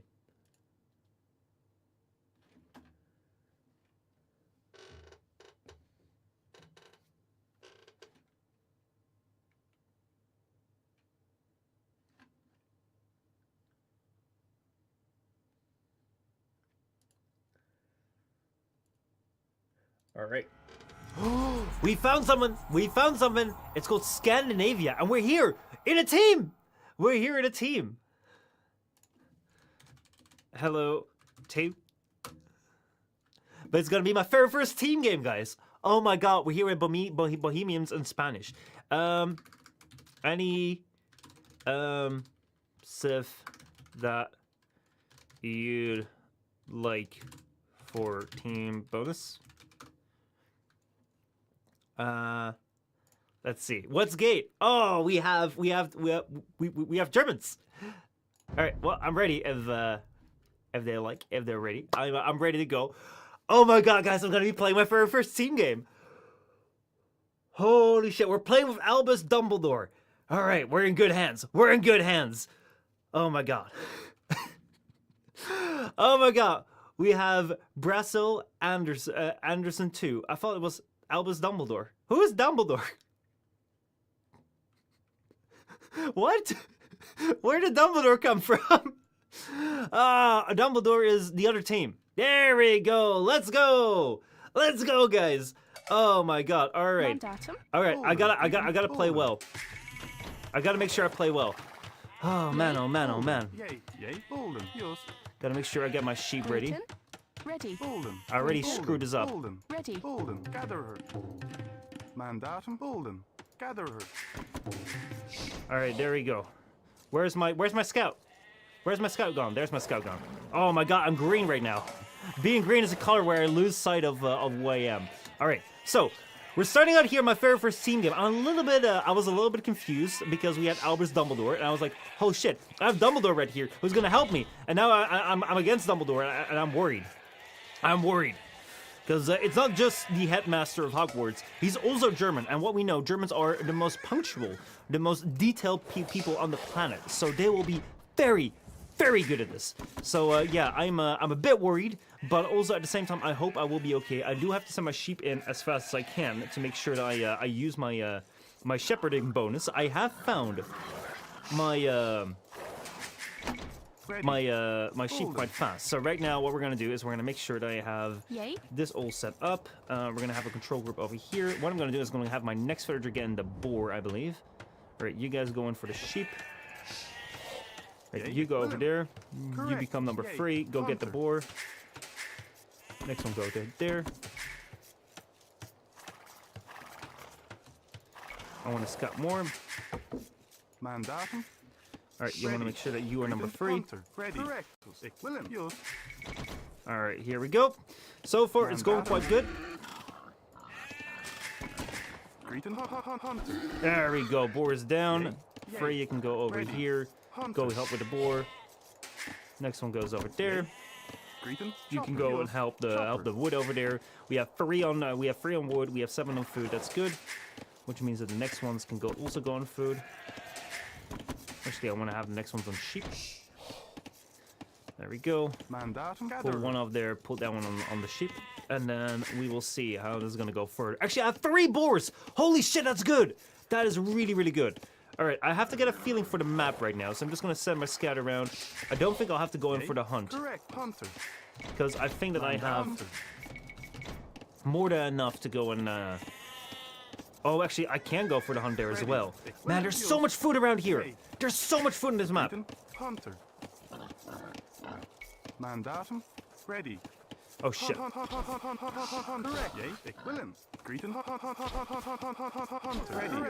There we go. Almost lost the villagers to that. That was bad. That was bad. That was bad. Right, I think that you guys should first go over there and then go over that board. Right now, like, I'm a little bit tuned out. Oh shit, I forgot to build a house. Right there, man. I'm house. That's bad. That's bad. That's bad. And I'm just realizing there's water on this map. There is water on this map. I could have gone for.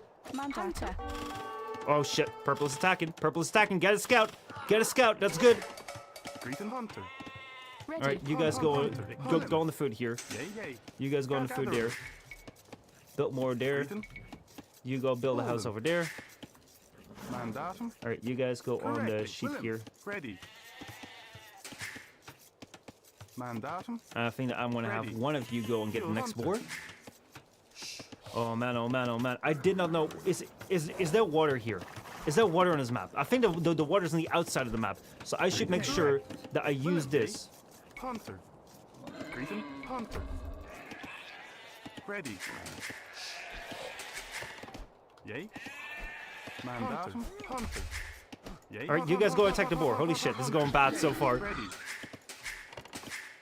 All right, you guys get on the board. Get on the board right now. Right now, I'm a little bit too far zoomed out. I'm losing a little bit. I feel like this map is further stretched out than the other one is. Also, look at how insanely everyone is going at the food collection right there. That's wild. That's absolutely wild. Right, so I have my scout over here. We've taken out a scout from one of these guys. I just want to see what's over here. I believe that where we're sitting right now, we are quite good in terms of everything here. Do we have berries? I don't believe I have berries, which means I'll probably have to go out here and build a mining camp if I want to go up, because I need 2 Dark Age buildings to go up.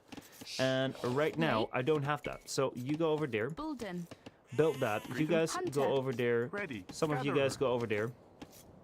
We need to have more sheep. We need to have more food in here. Next sheep can go right over here. And then once these guys are gone, you can go over there. Yeah, I don't think I have berries. So I will probably have to push in some deer. I thought I would have berries. But yeah, right now you're seeing that this right here is me not knowing the map. And this right here is me kind of freaking out. I'm sorry if my commentary is a little bit unfocused right now. This is not really a scenario that I had necessarily prepared for. I didn't know that this map could exist. I didn't know I would be doing I would be doing this type of gameplay right now. So yeah, I'm a little bit surprised. Sorry about that. I'm sending these guys over to get some wood because there's a whole bunch of villagers bumping into things right here. You guys can go and work on some wood over there. Yeah, go work over there. You can go over there. You can go and work over there. And then I think that one of you is going to go and build me a mill there. Because I need that mill. We're advancing the fuel age right now. I'm a little bit off of my timings because I'm just really surprised with like the situation that I found myself in. I didn't expect this. I didn't expect this at all. I don't know this map. But yeah, I'm going to go build a mill over here with a couple of guys right there. You guys can help as well. And then once I have this, I want to go and build ourselves a little barracks over here. And then you guys can go up over here. You can go chase that deer. Alright, you guys first get that one. Actually, first get that one, and then afterwards get that one. In the meantime, we're gonna go make sure that we have this. Oh boy, oh boy, oh boy. Arteria says, you seem to be in good hands with Dumbledore since he died at the hands of Snape. Oh my god, maybe Snape will help me. Alright, I'm gonna have to go and build up my farms right now. We've just moved on to the next age, so that's good. So now what I gotta make sure and do is I need to go and build myself my my blacksmith. I gotta make sure that I built my farms around the TC. Make sure that I put all my wood into that's it. Right, you're ready to go chop again. Put all of my wood right into the farm, so I get that food back. You get to work there. Maybe I placed this mining camp on the wrong side. I'm just realizing. I thought it was gonna be a good place, but I'm just realizing I might have also been wrong. I'm gonna wall that off. I'm gonna have one walling villager. Gotta make sure I keep making villagers. If I'm not making villagers, I'm doing something wrong. So next up, I'm gonna go get in some more hunt. Here we go. Once I have enough wood ready, you over here go forward and build me a archery range. Seems like they have found the enemy over there. Because I'm seeing a little thing pop up. I'm not able to look at the map as much as may be useful. So yeah, I'm gonna build that. Then I'm gonna build a wall over there. Right. Once you've built that, you can go forward. And then you can go and build a bit of a wall to the stone, and then from there to there. It means I'm gonna keep on making villagers. I need to make some houses. I was a little bit too serious on not making the houses right now. So let me make sure that I keep my TC running. I'm a little bit bad right now with my TCs. Yes, correctus. Ready. Bulden. Also, I didn't get my my wood upgrade, which is bad. Mandatum. Bulden. All right, you go pushing the deer, please.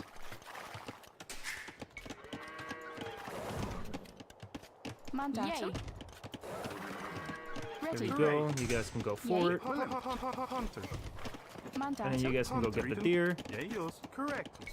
And then you can go and lock this off here. And then in the archery range, I want to go and build up 4 archers to go send them forward. Here I'll get fletching. You can go and build a house over here and a house over here, but don't make too many houses. And then once you're done, you go over there. Right, so then, right now I'm kind of trying to get my bearings again. I hope that I'm not gonna be making the same mistakes as I did before. I'm gonna upgrade my farms. here. Mandatum. I need to make sure that I convert every single wood that I have. I convert that right into food, because food is going to help me get stronger and get up to the next stage. Greeting. Once you are done with that, you can go and build a house over there. And then once you are done with that, you can go and build a wall over there. And I think that I'm rather walled in. So then what I'm going to do is I'm going to go over there. I'm going to go send these archers a little bit forward. And we're going to see what we can do. Right now, what I'm seeing is that my wood is kind of kicking in. So I'm going to send 2 of these guys over there to go and build up my farms. Because the more I can build up my farms, the better that it will be. Gotta keep making farms over there. And then right there, you guys can go forward right there. And then I want to have this guy over here, and I want to see which one of these guys is like what they're. I want to see what my enemy's up to. Greaton. Mandatum. Bulden. And then you can go over there, because I think that that farm is empty, and then we'll just go full into farms. Yay. And you can also build a farm for me, please. Right there, I guess. Need to keep making villagers. Man, I'm sorry. Like I'm really focused right now. I'm sorry that I can't really deliver you good commentary right now. I'll try and improve that. I think that what we see right now is that blue is walling up, so that's good. Because now what I can do is I can go and attack him, send off a little notification, and get a villager kill. Or blue is on our side. Blue is on our side. So we have blue, light blue, and green are us. And red, yellow, and the other ones are my team. Or like are the opponent's team. Alright, I see. Also, we gotta get trade going. That's good. Let me go and get a villager. Mandatum. Chopper. Ready. You can go over here, and you can go build me a market. Right there. Alright, Alt 1. Greeting.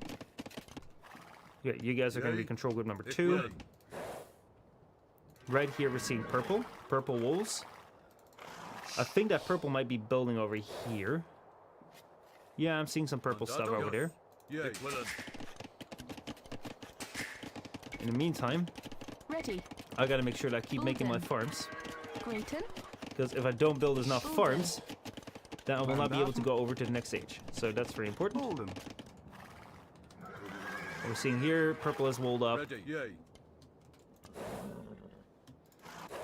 How is the situation here? Just want to see. I think everyone's very walled up at this point in time.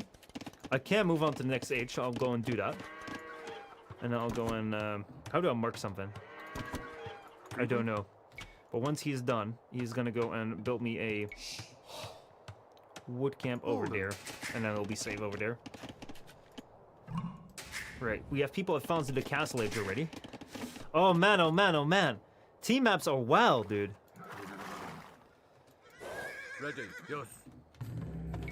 I want to build some more archers, and I think that I want to like take a forward. Although everything is forward right now. Welcome to Brazil. Yes, I am in Brazil. Light blue is Brazil. Well, I am actually right here in Brazil right now, as it stands. So that's good.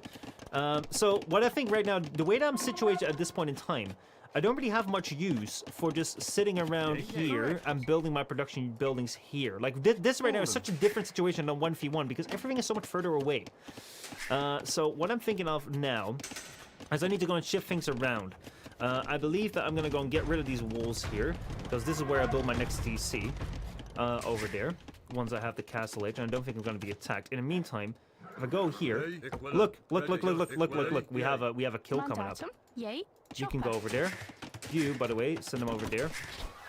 There we go. That scout is down. And that means that we can go get some damage in.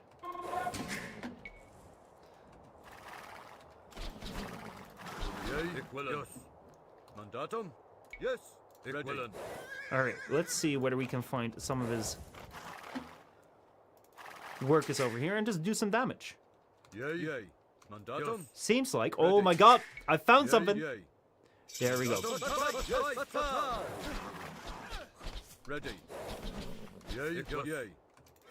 Alright, watch out. Dang it.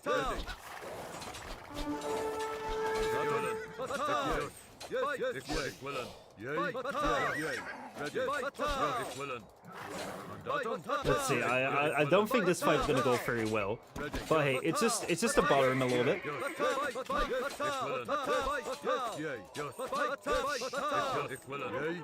All right, I think that these guys have served their purpose. I'm gonna go send them back. In the meantime, I'm gonna go to my market right now. I've not really used the market before.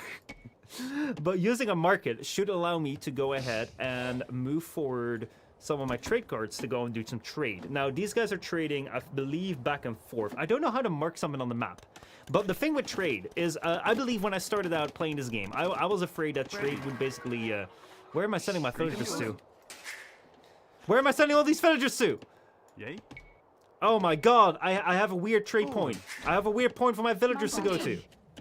Alright, you go and work over there.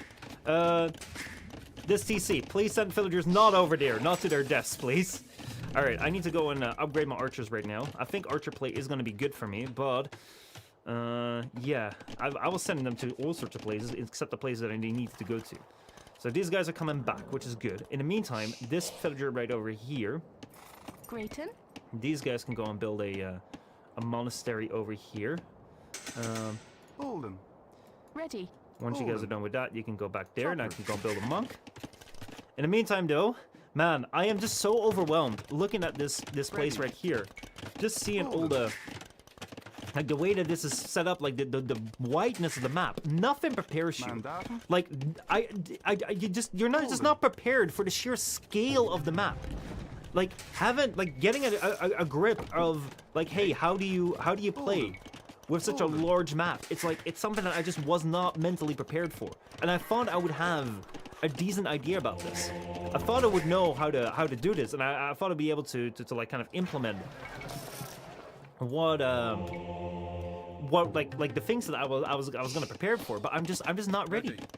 I'm just not ready. I just don't know. I think that I want to like go ahead and like build a forward attack build. Like, look at Blue building houses, by the way. Holy fucking shit! I'm really gonna have to look away from that for a moment. Although I don't want to forget to make my villagers. Like, that's really important. But I don't know how to mark things on the map. I really don't.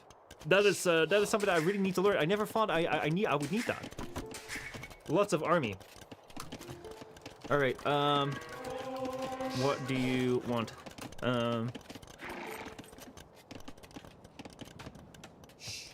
Oh wait, hold on. I need to do this right here. Hold on. If I go to my chat settings, don't die. Let's see, allies. I'm set to allies. Right. Let's see here. Mandatum. What? Let me make sure that I said this properly. Ready. Mandatum. Greeting. Great. This guy right here, you're gonna go and build me some houses. Holden. Because I really need myself some houses. Holden. Holden. Holden. I need to go to the chat menu right now, and then ask this guy, what army units did you see? I need to know what they're on. I need to know what they're making. I have 630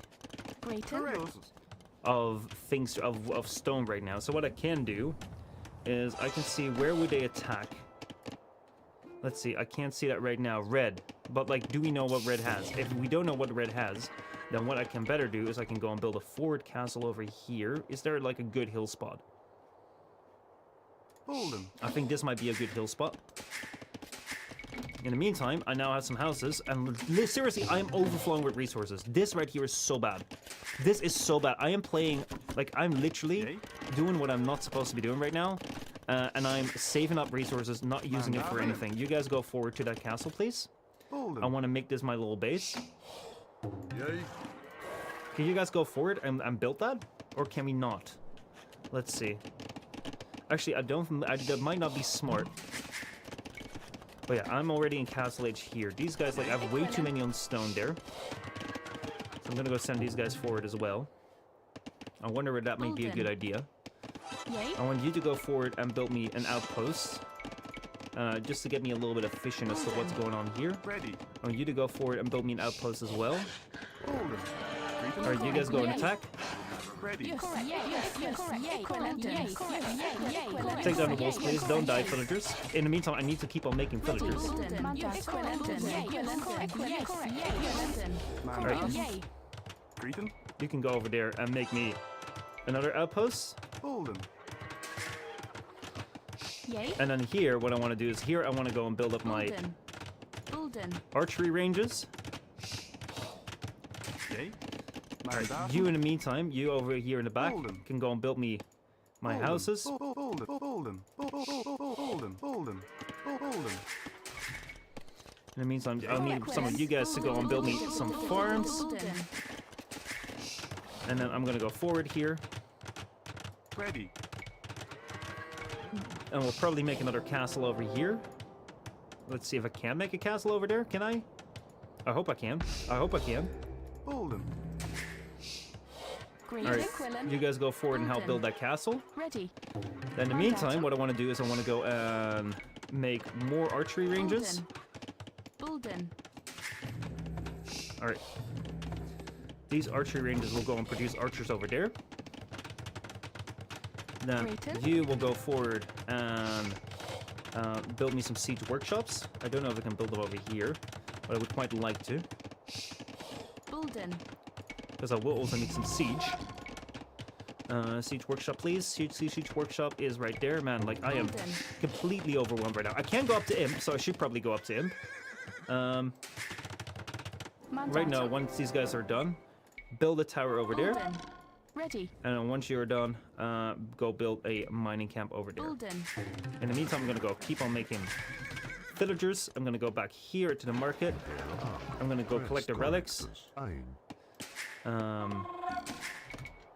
Let me see what else I can do. I can increase the trade card production or the trade card speed. You guys Greeting.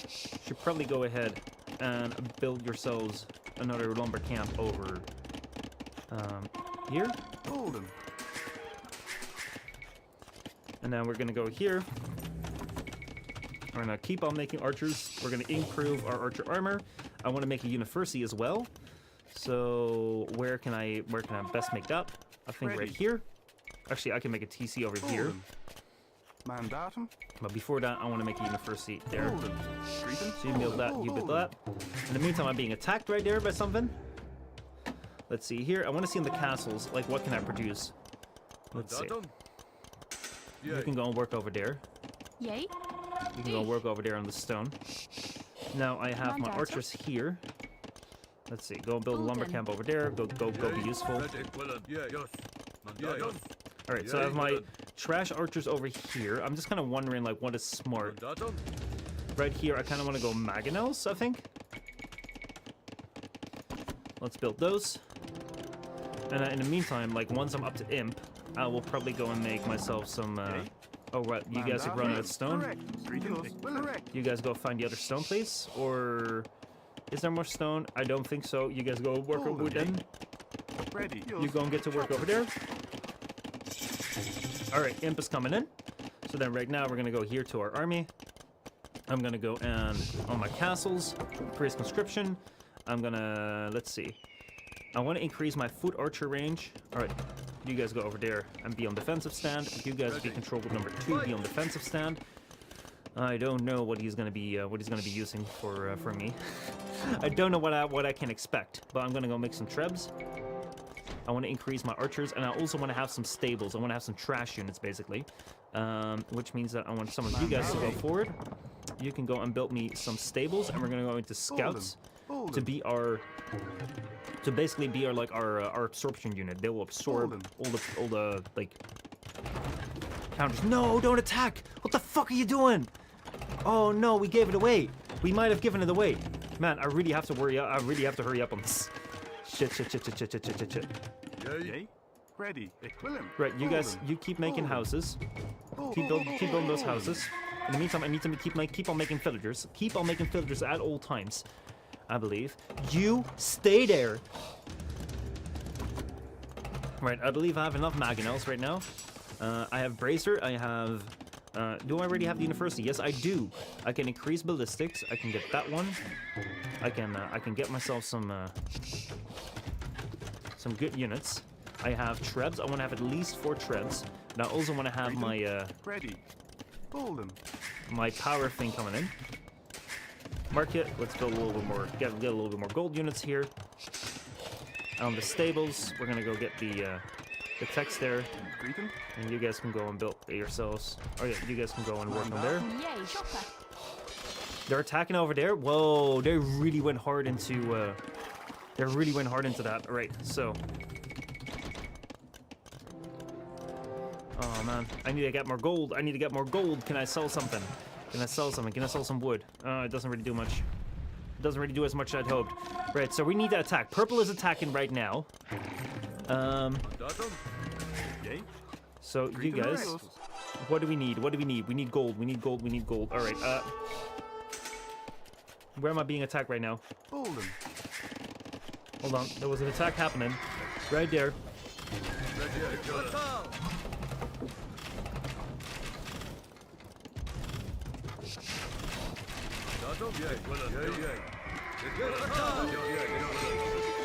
Alright, right now, I was not prepared for a horse attack. There we go, we do splat those horses quite a bit. Look at that, look at those mangonels, man. But the mangonels are like, man, this army will die to this. This is not a good engagement. I was not prepared for this. But I do hope that the houses will do at least something. Man, this right here is really the micro that I'm not good at. This right here is not the micro that I'm good at.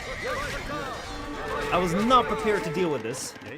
You guys go and work on gold here. You guys, what the fuck is this? What the fuck has happened here? Golden. Yay. Right. Correct. You just get to work. You just get to work. I need to go over here though. Right. What I need to do right now is I need to make sure that these guys are all staying inside. I can go and build some more archers. Has he found this? He hasn't found this yet. All right, so I don't think stables are the good trash unit to go for at this point in time. I'm just learning that right now because I just saw how much I got slaughtered there. So what I need is I need pointy boys with sticks, infantry to go and counter my my other like the horses. I need pointy boys with sticks to go counter the horses. So the barracks right here. I need to go upgrade this right here. And you go make a line of that, and then basically you guys go over there. You guys go and build a lumber camp over there. Man, these longer games, dude. I was not prepared for what these longer games do to you. I was not prepared for that. I have 120 villagers, so I should probably stop making villagers. I should focus on making army. Right here, at this point in time, we are being attacked here. I need to hide the trebs for now. Barracks I have on... Oh wait, I need to make sure that I get my eco upgrades as well. I completely forgot about those. Where do I have the barracks? Man, I'm so out of this. I'm so out of this. I'm just gonna get all the text. I'm just gonna go get all the text. I know it's super bad. But yeah, I need to go get the barracks. I need to go get the upgrades. I need these guys to come forward. Yay. You guys go over there and work on that. Ready. Willem.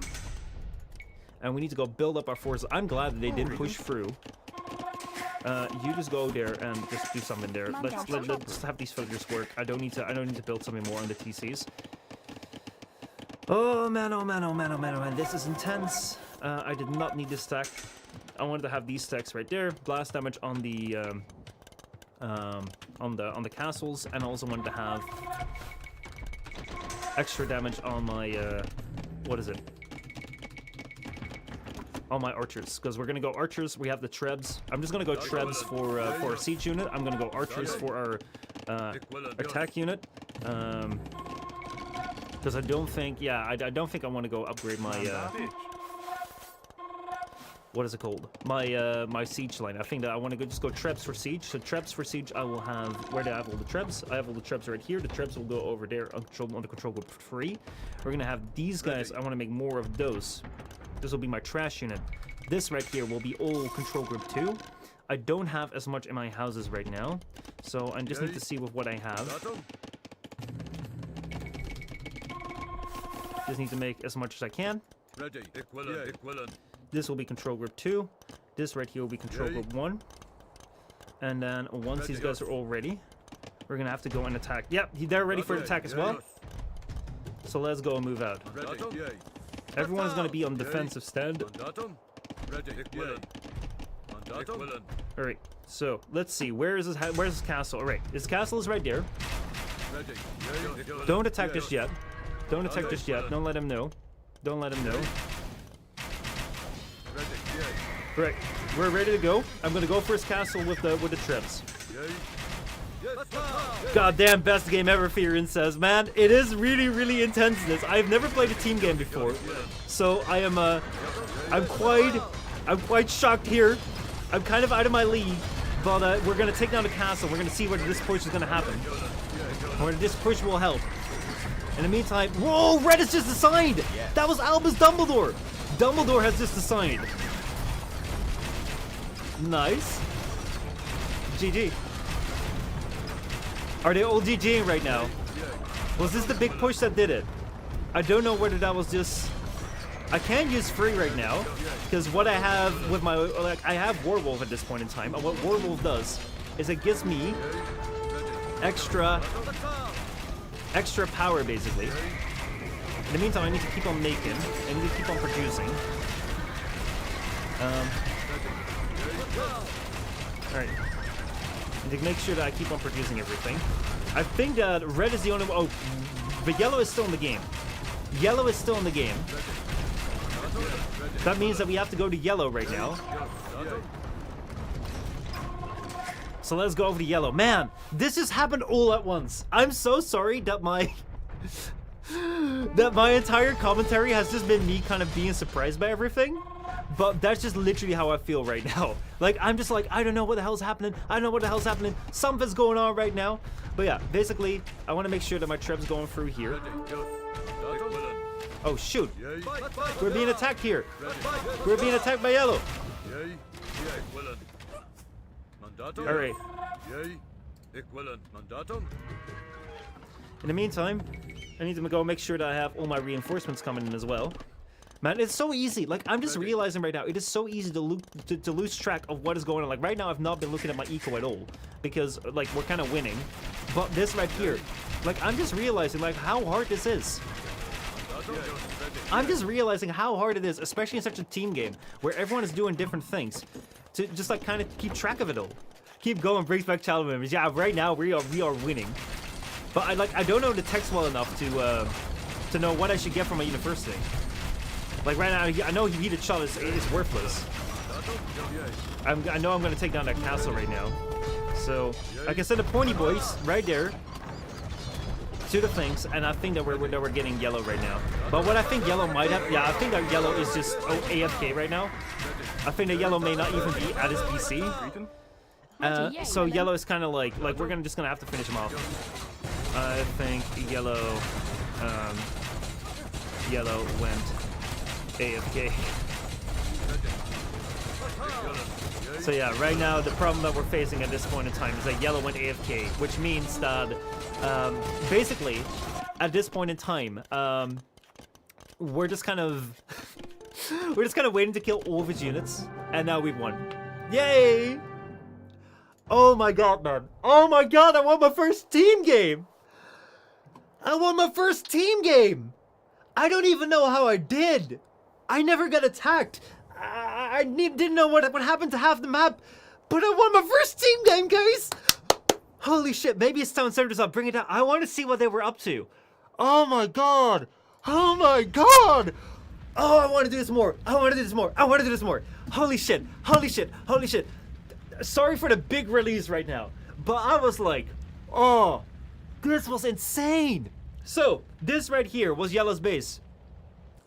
I'm gonna cast this game right now, like in a moment, because I need to know what army they saw. Like right here, this right here was yellow. Yeah, yellow didn't really have anything built up. Red had a whole bunch of houses, but didn't really have anything built up. And purple also didn't really have anything built up. So, like, I don't know, like blue at a certain point in time was like, shoot, they're coming. But look at the score difference. Holy fucking shit, look at the score difference. Look at, like, whoa, man, I want to see more of this. Like, I remember blue. Man, I'm gonna go cast this. This is way too good. Because I remember at a certain point in time, blue said, watch the fuck out. Because they're coming with an army and please don't die. Man, holy shit. Holy shit. Holy shit. Holy shit. All right, we're gonna go spectate this one. Let's quit the game. That was so cool. Right, we're gonna go spectate this one. Oh my god. All right. Let's go. Let's get this radio rolling so we can have some proper commentary. Welcome everyone to a brand new Age of Empires game, which is in fact a team game. Now, you may be wondering, why are we casting a team game from Albus Dumbledore, who we see right here in the red? Well, that's because Albus Dumbledore, together with Soul Silver over here in the purple, and Cliffy right here in the yellow, they're up against a really, really good team from most likely Brazil right here, who's in the teal, and now right here in the blue, we have Anderson SP2. But most importantly, we have right over here, we have Michel Postma. That is me! That is me! You're looking at me! Oh man, oh man, oh man, oh man, oh man. Let me go make sure that I'm properly set up right now for this right here with my camera. And yes, Firen, this right here is Age of Empires 2. We're playing Age of Empires 2 right now. Last week, I played my very first online match. And today, I wanted to take your advice and take your feedback to improve on my Britons play. As you can see right now, I'm playing as the Britons. I started out right here with 6 villagers and sheep, and then went out 1 for wood. And yeah, I thought I would take your advice, went online, went for a quick play, and I was expecting to do a 1-on-1, but all of a sudden I'm here, and I'm out here doing a team game, a 3v3. Like, oh man, I was so surprised. So I was kind of like, okay, what do I do? What do I do? This villager right here is like, okay, let's go get a boar, because I know I need to get food real fast, and I think. I don't know how easy it is to see right here, like what I'm gathering here. Let's see if I'm gathering this right here. What kind of stats do we have? We do have idle DC right here, which as you can see is only 6 seconds for me right now. Actually, that's not too bad. Could have been better, but there we go. I'm getting the boar. And I wanted to make sure I used the Britain's advantage of getting better hunt. As you can see right here, this map is not just like a small map. It's a huge map. Like, I never even knew this was this big. Like, look at how big it is. Like, this may look like a normal map because look at that. That kind of looks like the map that we normally play as, but like, this is how small the units are. This is how small everything is. So yeah, I was really, really surprised. I'd never played on this map. I kind of figured out there was some water out here, but it seems like this map right here, you have 3 players, and you have 2 players on the flanks who have some water where they can fish. And you have like the players in the middle, they're a bit further back, but these players in the back, they will have a little bit more hunt, as you can see right over there. I think that I have 3 boars as well, which I was really, really happy with. Me taking more boars is good. But as you can see right here, as I was so happy to say like, oh, it's quite easy to get a boar, right here, I completely screwed it up. Like I couldn't get my villagers in the TC. I did end up saving the villagers, so that was good. But yeah, it was a bit of a messy start. It was a bit of a messy start because I didn't know what the hell this map was looking like. If I go and select myself right here, this is all I could see. I had found that there was some water here. When I found that water, man, did I freak out. I was like, shit, okay, so if there's water here, maybe I gotta go fishing boats, maybe I gotta go docks, maybe it wasn't good for me to go all the way into food, so I was worried. I got housed, and Purple here attacked with a scout, so I was like, oh shoot, you know, Purple, I'm not gonna let you have my sheep. Down you go. No one touches my food supply, no one touches the hunt of the Britons. So yeah, we're taking that, and yeah, here we go, we're on our start. But yeah, I knew there was something more going on to this map than just your standard game. So all the prep that I done, all the things I had in my mind of like, oh, I'm gonna do this, I'm gonna be prepared for this, yeah, that kind of flew out the window, especially because right now I have 2 more people relying on me, so I gotta play my best. So out here, I'm just like, I gotta get as much food going on, get as much of like a food lead going, make sure that villager doesn't die. I won't let my villagers die. I actually did get loom because I got housed for a little bit. Tried a TC trick, but the TC trick just didn't kind of work. I don't know what was going on. Maybe the TC realized that we had too many villagers inside, and it was like, okay, so done. There we go. Getting ready. I got all my boars, and my villagers are just kind of standing around like, what am I doing? And that's literally how I felt. What am I doing? I wasn't as flustered as I was before in my very first match, because I kind of knew that you know, I had a little bit of experience of playing online. I knew that these other guys probably wouldn't be playing absolutely perfectly, but still, let's see what Purple is doing. So Purple right now has actually gone straight into farms, which is wild. Like Purple has gone ahead, build a mill, build into farms right there. It hasn't touched any of his boar over there, and it's just kind of spreading out his villagers between like wood and food. And if we look at their idle TC time, that is 3 minutes. Holy shit! Holy shit! I'm on a minute idle TC time, which is not that good. But Anderson over here, if we go to blue, oh shit! I turned him into another color. Blue, come back to me, please. There we go. If we go over to Blue, Blue is doing pretty well. He has he's killed the boar over there, which is a little bit far from his TC, but still going quite right. He's taking the hunt over there, which is kind of nomad style of getting the hunt there. And look at the nice block of houses over there. But yeah, I wanted to look at the other team. So this right here is the other team. I looked at Purple, who was out here living his best life. Red over here is actually going to the fuel H, which our team is as well. In the meantime, as I was over here, I was actually close to clicking up the fuel H, but I forgot that you need 2 fuel H buildings, and since there wasn't any bush around that I could put my mill on, I had to make sure that I first finished that mining camp. And I thought that mining camp was mighty smart, because look at that. You have the mining camp over there, villagers can get gold over there and gold over there, but like later on I realized it's kind of dumb, because villagers have to go walk around there, which is not all that great. So anyway, clicked up the feudal age right here. I think with about like 20 pops, so 19 villagers. A little bit earlier than I did with my very first online game, but a little later than I would have liked, because I already had the food around 18 villagers, but I forgot about that second building. But yeah, anyway, we're going up a little bit more food than I need to, so we're going to be good for a castle age. And one thing I'm really focused on, don't build too many houses, and make sure that I can build my farms around my TC, save up, because I don't know when they're ready to attack. Red, in the meantime, right here, has actually transitioned nicely into farms. Is coming around. There we go, coming into the next age and eating the last of his boar. Yellow, in the meantime, we haven't looked at Yellow yet at all. Yellow is really going in for that house wall over there. He's built so many houses. It's kind of like me. Kind of like me. And he's taking the hunt all the way over here. Where's his mill? Are these villagers just walking all the way back? Let's see. Let's see what these villagers are doing. Can we see their work time? What is their work time? They have been moving for about 40% of their life. This villager over here, 30% of their life. These villagers are walking so much, man. Oh my god. Well, you wouldn't want to be this villager over here, just walking around all day, carrying a little bit of food back to your home base in the hopes that you know, they'll allow you to rest for just a small second. Meanwhile, these guys over here, they're ready for the hunt. They're not gonna have one of them go down. They're gonna go all take down this boar. The boar gets stuck, and yeah, they're gonna go take it down right over there. There is no getting the boar or getting the hunt on the TC. It's getting it right over there and getting it done. So yeah. Speaking of getting it done, I got done into the feudal age, and as you can see, I'm top scorer. What the fuck? I'm top scorer. This is my very first team game. What's going on? That as well. But look at this. Look at this.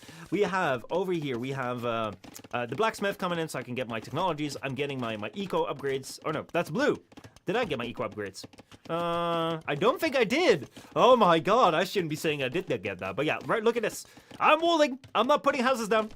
You know, I'm putting some houses down, but I'm not putting all the houses down. I'm being very safe, like, I'm saving up my wood. And as you can see right here, we are taking the economy lead. This right here, we also have the military lead because I took down that scout. So yeah. So far though, I'm starting to build up my archery range because I don't know how far out they are. I'm seeing blue mark some things, and I didn't know how to do markings, but I knew that meant something, and now I see that meant he has marking around. And this took me a little while to realize, oh shit, it's a team game, we can go trade for gold. But I'll come around to that later. I need to figure out how to mark things, because I never really knew about how to do that. I know it's possible in the game, I don't know what the hotkey for that is. So still need to learn that. But yeah, here comes the archery range. I'm like, let me wool up straight away, because I just need to figure out how to do this. In the meantime, I want to make sure I do my hunt, but I don't want to let these villagers walk so much. So I'm gonna be like, okay, villagers, go back here, go and get some farms going. In the meantime, the scout will go help you out. So come on, scout. You've been standing around for too long. You can go and help a little bit with these poor villagers. We're not going to make them walk like Yellow does. Our green villagers are green, and they're very, very good. And we care for our villagers, because that's what a good ruler does. A good ruler cares for his people. And look at that. They only have to walk like that a little bit. They have a nice little tree over there. They can see a snow pine. So makes them feel like Christmas, which is also happening in like a month and a half. Man, this year is just flying by. This year is flying by, as was this match. Right here, I want to make sure that I did get a little bit of house in, just to not get a house and get that wall going, because I don't think you can see what my eco is like, or like how many resources I have, because the setup looks different right now. But trust me, like I had some resources going, and I thought I could spare it. I was building up some army because I wanted to go hip forward. Now I didn't know where to hip forward to, because basically we hadn't scouted around yet, and I wasn't ready to really set my scout forward. This map was so large, man. This map was so large, and for me, like I don't really use auto scout. I want to use my scout very intentionally, because what if my scout just kind of runs underneath the CC and dies? Then I can't push and hunt, then I can't do anything. So I was like, well, I'm going to send it forward. I'm going to intentionally move it around. But yeah, especially with this map, I didn't know how it was set up. I don't know what to expect, so I kind of just went forward in a moment. And once I had some archers going around, I was like, let me go forward. And I was already seeing right here that these guys were rolling up. So yeah, I was kind of like, if you go to my view right here. Like, I knew something of the map. I knew that there was purple over here. I saw all these wolves, and I was like, shoot, you know, this is gonna be all walled up. I don't know what to do. It's gonna be scary. It's gonna be a scary world out there. But yeah, here we go. Overall, like, this right here is walled up, just to be on the safe side. I'm building up my my army units right here.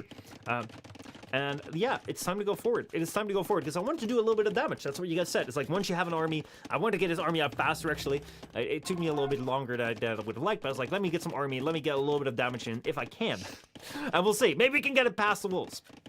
At the same time, right now, I'm still making my villagers. My idle TC time is 2:30, and it's kind of counting. Like, at this point in time, like, I was kind of looking forward with the scout being like, oh, man, where can I go? What can I do? What does this place look like? Like, what does this look like? Like, there's wolves over there. There's things everywhere. I don't know what to do. I saw Blue rolling up, and I was like, Blue, are you an enemy villager? He wasn't an enemy. I was kind of hoping he would be an enemy, because that would take him out, but he wasn't, so my search party had to go forward, and that's why my idle TC time went up. Meanwhile, Teal says right here, markets, please. So, yeah, he made his market over there. And I think that I'm about to send a villager right over there to go market. Because one of the things with the markets, if you don't know, markets can actually allow you to trade with your with your allies. Also with your enemies, but they'll shoot you down. But they'll allow you to trade with your allies. And what you do while you're trading between these markets is that they'll give you gold. And I always thought when I started out that trading between allies meant that I would give them resources and they would give me resources and that would take me resources away from me. That's not what the markets do. The markets basically like this little cart right here. It will go over to the other side. Right over there. It will take a little bit of gold, and it will bring it right back. But that gold is not taken from Blue. Actually, it will just generate. So it's just like a free gold thing, basically. Now, right here, we're seeing that Blue and Teal are going up to the Castle Age. I wasn't ready to go up to the Castle Age yet because I wanted to go and have a little bit of fun. So let me see if I can find where my units are. I have my scout. That's not my scout. Hold on. Where did my group go? Where did my group go? I've lost them. We were just watching them. Ah, here they are. Oh, man, I felt they were so much further ahead. But here they were, and they were out here just kind of like looking around. What can we find? Like right here, I saw the wolves. I knew I couldn't do any damage. I was kind of worried like, oh, shit, people are going up to Castle Age. I need to go and do something. And at this point in time, the enormity of this map, like the size of it, just really overwhelmed me. Because I'm like, man, you know, like I'm here. And there's so much more. Like, what do I do? Especially right here. You know, if we're gonna get into a battle, like, how do I get my reinforcements from all the way back here? I was like, shit, I'm gonna need a forward. I'm definitely gonna need a forward if we're gonna go and attack something. Because at this point in time, it's kind of useless to go and like trickle units in. But I did find a victim. I did find a target right here. We have Red Scout, which my archers were attacking. I was kind of a bit worried. I was like, shit, you know, I only discovered that too late, because otherwise I could have done a decisive move. Red moves the scout away next to my scout. And this right here is just the size of the map. Like, we're looking at each other. We're like saying, like, man, I really want to attack you, but my ruler is just busy figuring out his economy right now. Getting his equal upgrades. I think yours is as well. Red is probably, like, busy doing other things over here. Let's see what Red is doing. Red is doing other things. But if we go back to our scouts over here, they're just standing right next to each other. And now all of a sudden I'm back. I'm like, oh, guys, what happened? What happened, archers? They were like, oh, we were attacking the scout. You're attacking the scout. Which scout? That scout. And now the scout goes down. And now, I think I gave Red some time to build up army. Man, if I had noticed that this was happening, this would have been insane. Just like if I had noticed that there was a villager standing here. I didn't notice that. But also, is this? No, this right here is Cliffy. Cliffy is supposed to be yellow. Hold on. I'll probably click Cliffy, but that right there is supposed to be a yellow villager. And yeah, I completely missed that one until I looked back and I was like, wait, I see an outline of a person there. And I couldn't get that one in time. So yeah, I kind of attacked there. Bearably, how's it going? How are you doing? Welcome, welcome, welcome. Can we go and get a little bit of a shout out going for Bearably? Because Bearably right here is a really amazing streamer who I met at TwitchCon. Honestly, she's so open, so welcoming. It's like, if you think about like, is it fun to be around Twitch streamers? A lot of times people say like probably not so much because Twitch streamers tend to be very much focused on like the grind and numbers and everything. Beardly is like the example of how fun Twitch can be. She's so open, she's so welcoming to be around, and it kind of also goes to show because she made partner within just 6 months of streaming. It is insane. Right now, I think that she's playing through like she was playing through The Witcher and the Fallout series, and this right here, I don't have the sound on right now, but this right here is the moment she found out she got partnered on stream. So if you're in for a very welcoming, fun stream with just like a genuinely like enthusiastic, open person that you become happy from, go check out Bearably. Anyway, it is time right now to go back to our match where I did my little sneak attack. I did lose a whole bunch of army. I didn't really commentate that around that time because yeah, you know, like I already knew it's not gonna be all that good. I couldn't get reinforcements in. I did get a bit of damage in, but honestly, it wasn't all that fantastic. In the meantime, let me just go and take a look what kind of stats I have as I'm looking at my second TEC that's gonna go up. Let's see, what do we have? We have just a little bit of you know, the TC's going up, making sure that my economy increases. Anything else that I can go find? I have 3 trade guards going on because I built my my market over here. Because one of the things that I was talking about with the markets is that the markets, they give you gold, but the gold is not really decided by how much gold is in the market of the other person. The gold is decided by the amount of travel that these guys need to make. So the further away the markets are, the better these guys get paid, and the more I get paid. So as you can see right here, I'm actually getting quite a bit of gold from there already, 500. So that's quite good. In the meantime, though, we're having I haven't killed any eco, unfortunately. I was so close to getting that villager. And out here, I'm just booming away. I'm building up my first town center because I feel like this is going to be a long game. This is not going to be like a big battle that's going to be coming forward. Because if it's going to be coming forward, we're going to see it because they're going to have to cross so much space. And now we see a little army over here. We see a little army over here, and this is an army that I'm really curious in, because in a moment you're gonna hear Blue or Teal say something, and I didn't really know what that meant. I think this right here is the moment. See, this army right here is attacking Teal. Teal Scout is out here. Teal Scout dies, and let's see what Teal goes to the chat with. Because I think right now is the moment that Teal says something in the chat. Me, like, I'm right here booming away, building my first towns around. Teal's like, lots of army! Guys, there's lots of army, get ready! And I'm like, oh my god, it is happening! It is happening, everybody calm down, it is happening! We're gonna have a siege attack. This guy right here will be on I don't know, horses. This right here will be on whatever. This right here will be on something else. They have a plan. I was like, what do you want? Like, what did you see? Like what units are you starting to go into? I don't know. And basically, like Brazil says right here, well, just don't die. Teal was worried out of his mind. He was worried out of his mind because this army right here, this army of, how many units? 17 and 11. So this army of 28 units killed his one scout. And honestly, like, that's a pretty impressive army if that comes around and raids your base. But that still needs to make it all the way for all these wolves over there. Right there, and, you know, we're building up as well. However, there's quite a bit of army also happening coming around from the other places. So yeah, like I was like, what army units did you see? Like right here we see a lot of cavalry. If I knew there was cavalry around, I think purple, this right here is actually an army that you would be impressed by. There's so much cavalry around here, and honestly that makes so much sense because it's such a large map. However, I didn't think of that. I did not think that this might be what everyone's going for, because otherwise it wouldn't have been, wouldn't go so bad in the future. I'm not going to foreshadow too much, but that's just a little foreshadow. But yeah, I'm worried right here. Teal says it's red. Red has the army. I'm like, okay. So we gotta go hit red. I don't know what red has, but what I'm gonna do right now is I'm gonna see that that blue has building a villager. This villager right here was supposed to make this entire housing project work, but he has just built himself in. He can't get out. He can't just get through the door of one of these houses because, you know, all these houses' doors are locked, and now the housing crisis is going to be happening because this one villager kind of didn't really know what to do about himself. So, yeah, I don't know if that's going to get resolved, but we're going to have to go in for the frontline report right now because I was like, okay, I'm not going to go trickle my units forward. I don't think that there's much of a purpose there, especially with everything being walled up as far as I can see, which I didn't really check over there. There was a big gap over there, and right here there was also quite a large gap. So I was like, all right, let me go and make sure that I have like a forward military production unit. If I have like my buildings right here that are wolves. Oh my god, 2 wolves attacking. Yay. 2 wolves attacking. Oh my god, I think this villager won't make it. Willie, come on.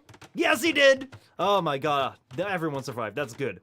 Anyway, I was like, if I can make my buildings right here where I can produce my firepower, then that's better because like I can make it closer to the enemy and that will be good. And I thought I'd take this hill with a castle and then we get a little bit efficient out here just to have some ideas of what's happening.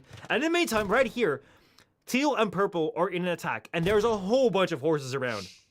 Teal's gone in for the Spanish conquistadors, trying to take down all these scouts, and he's doing quite well. He's doing quite well with like the hit and run, like going around shooting and then running away.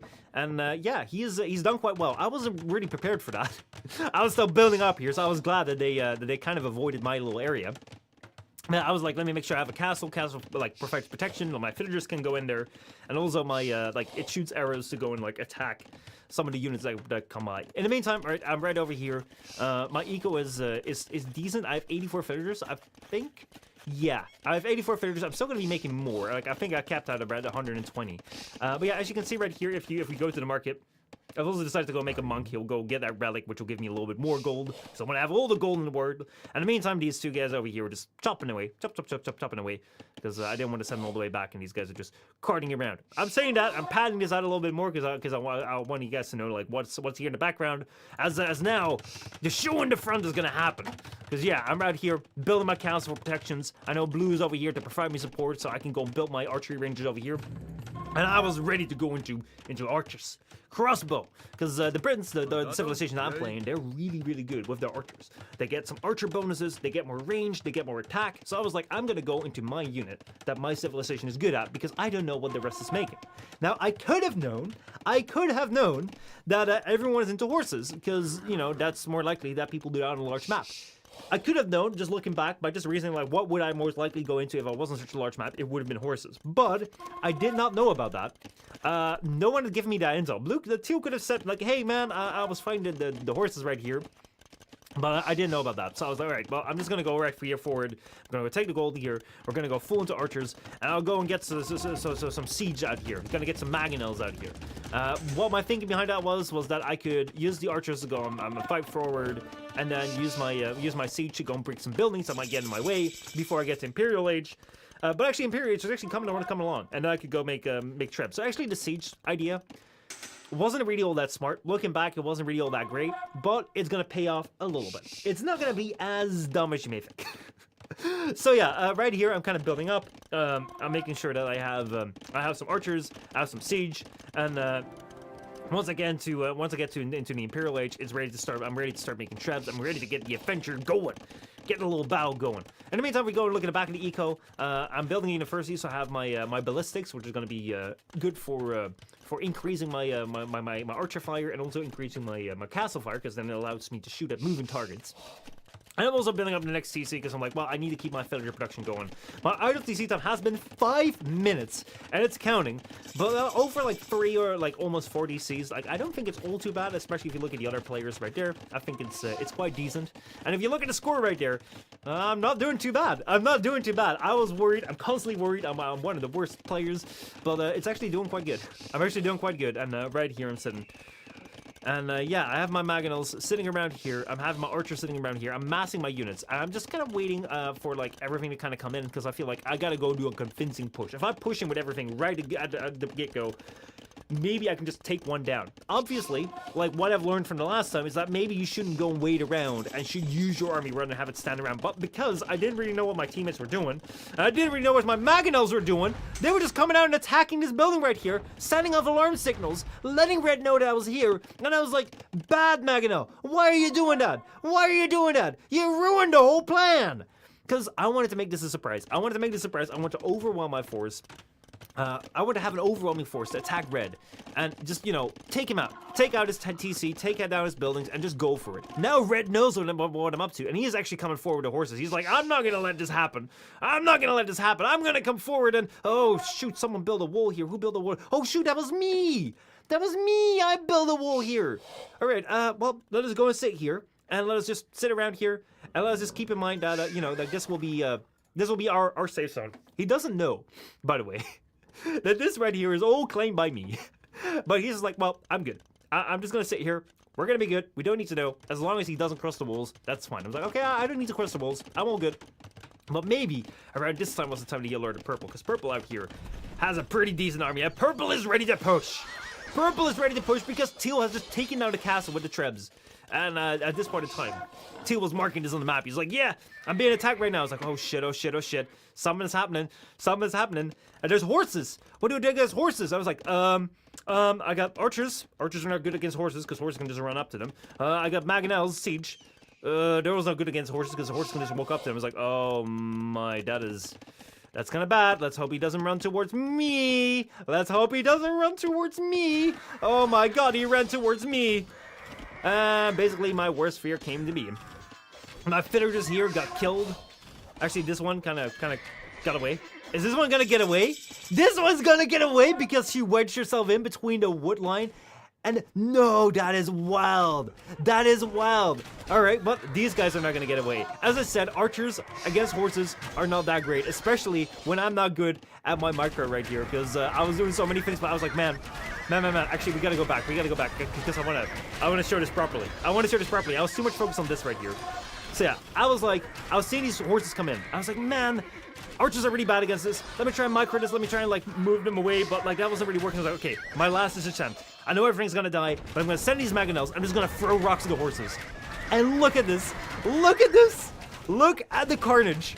Man, like I'm not gonna get out of this battle unscathed. This is gonna be a pretty bad battle for me. But that right there saved it from being an absolute disaster to being, you know, somewhat of a mishap. A bit of a mishap. But here, I've taken down a whole bunch of Purple's army right here.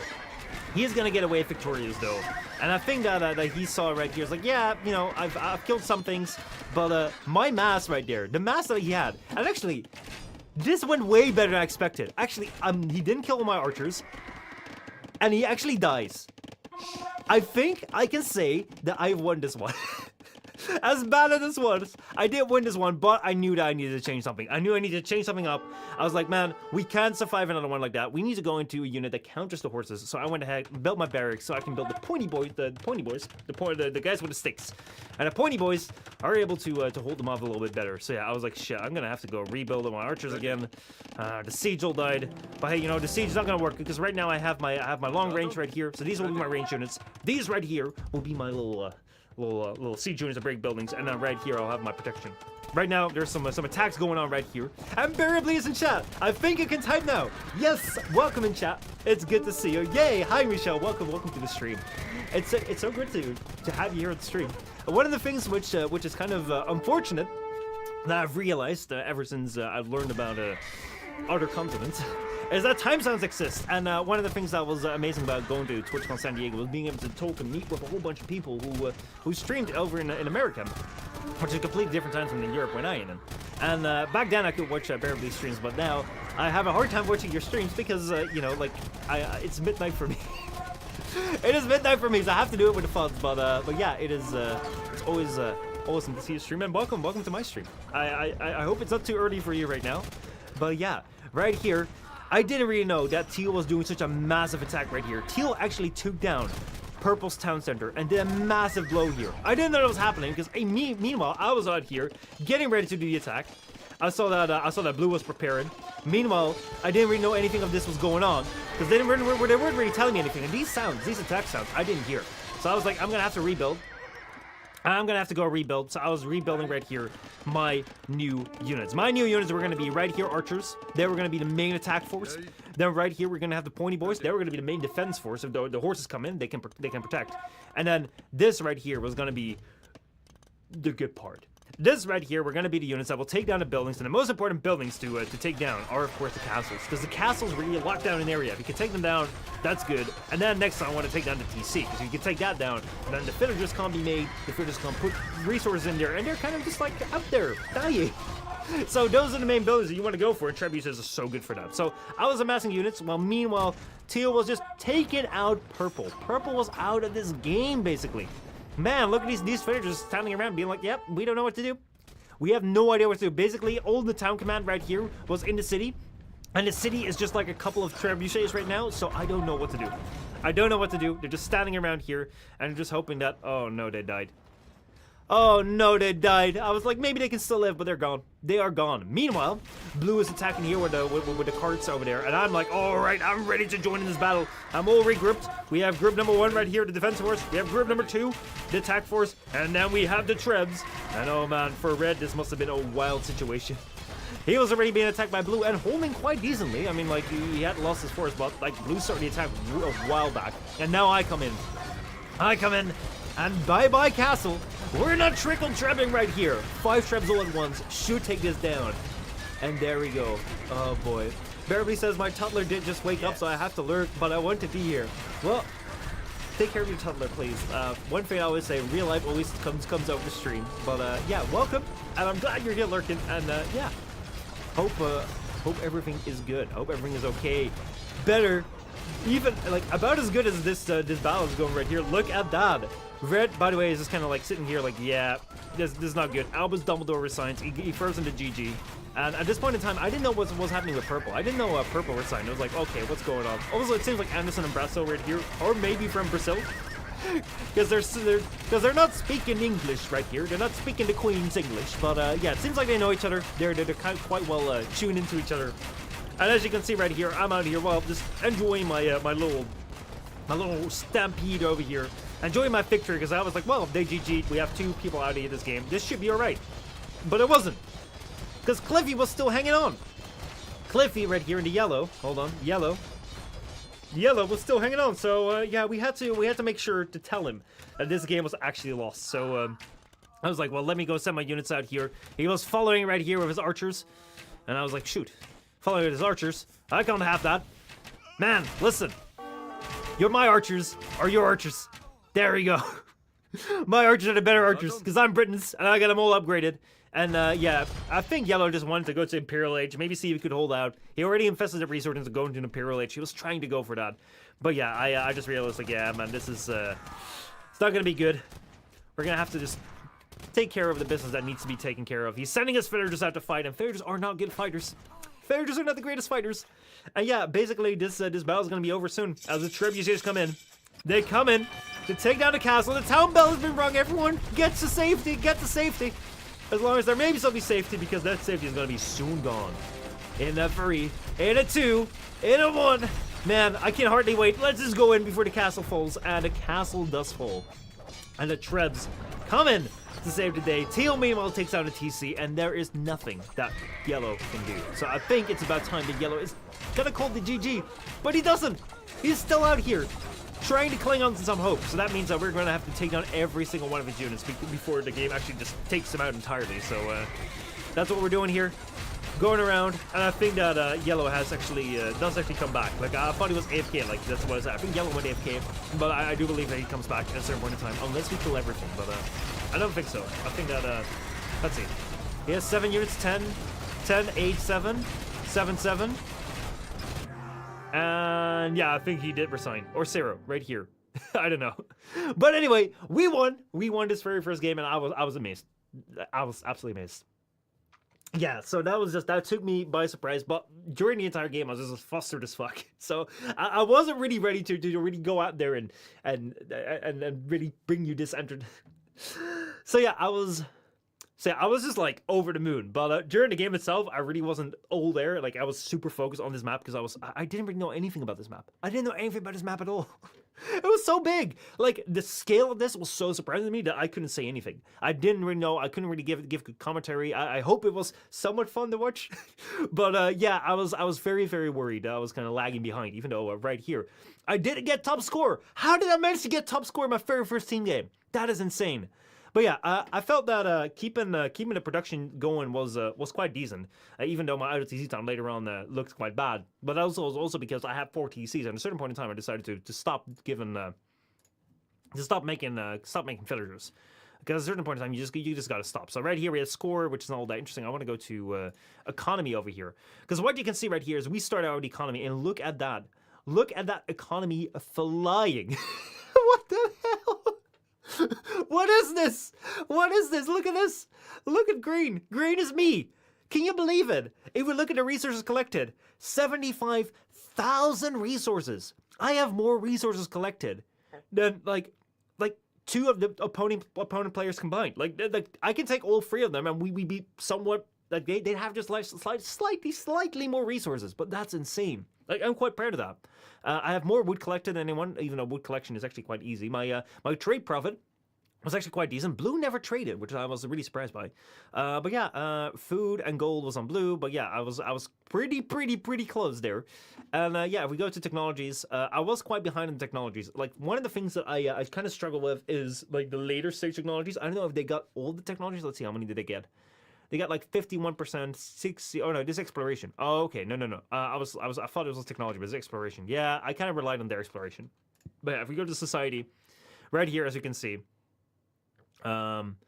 Let's see. This right here is entire graph. Look at that.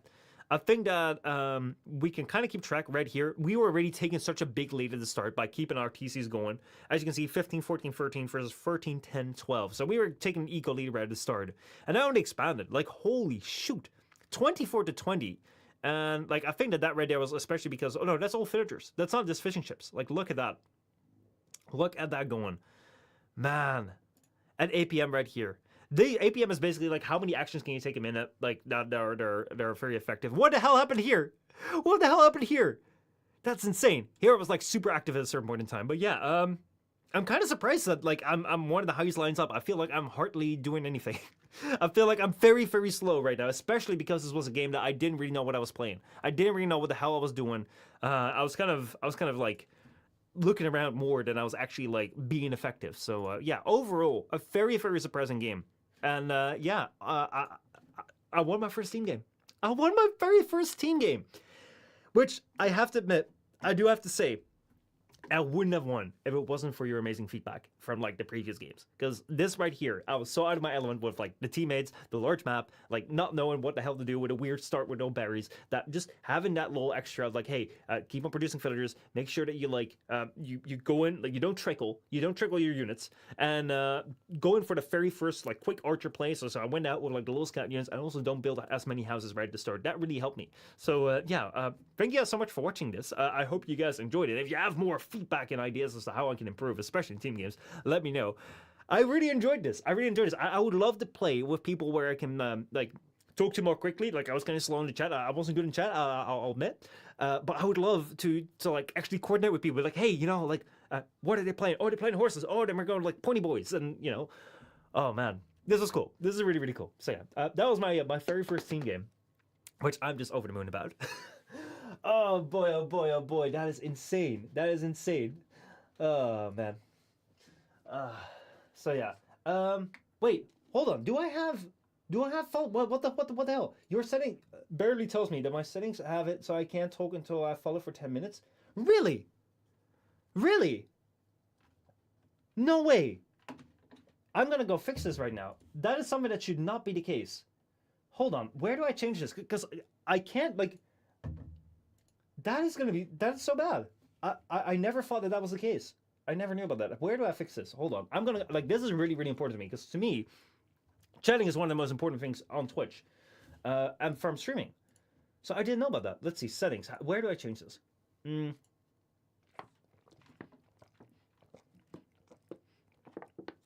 Let's see. Channel moderation. Let's see. What do I have? I'm sorry, Beverly. Like I was in the middle of the battle, but yeah. Let's see, where do I have this? Harmful chatter detection. Let's see. Let's see. I'm just gonna go, like, make it all easy. I'm just gonna go see what I can do. Blocking hyperlinks, I'll keep that on. Auto mode, one update.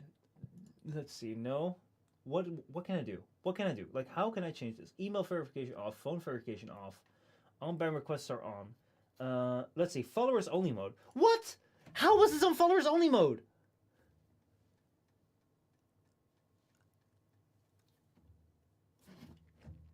Listen. I don't know how long this has been on.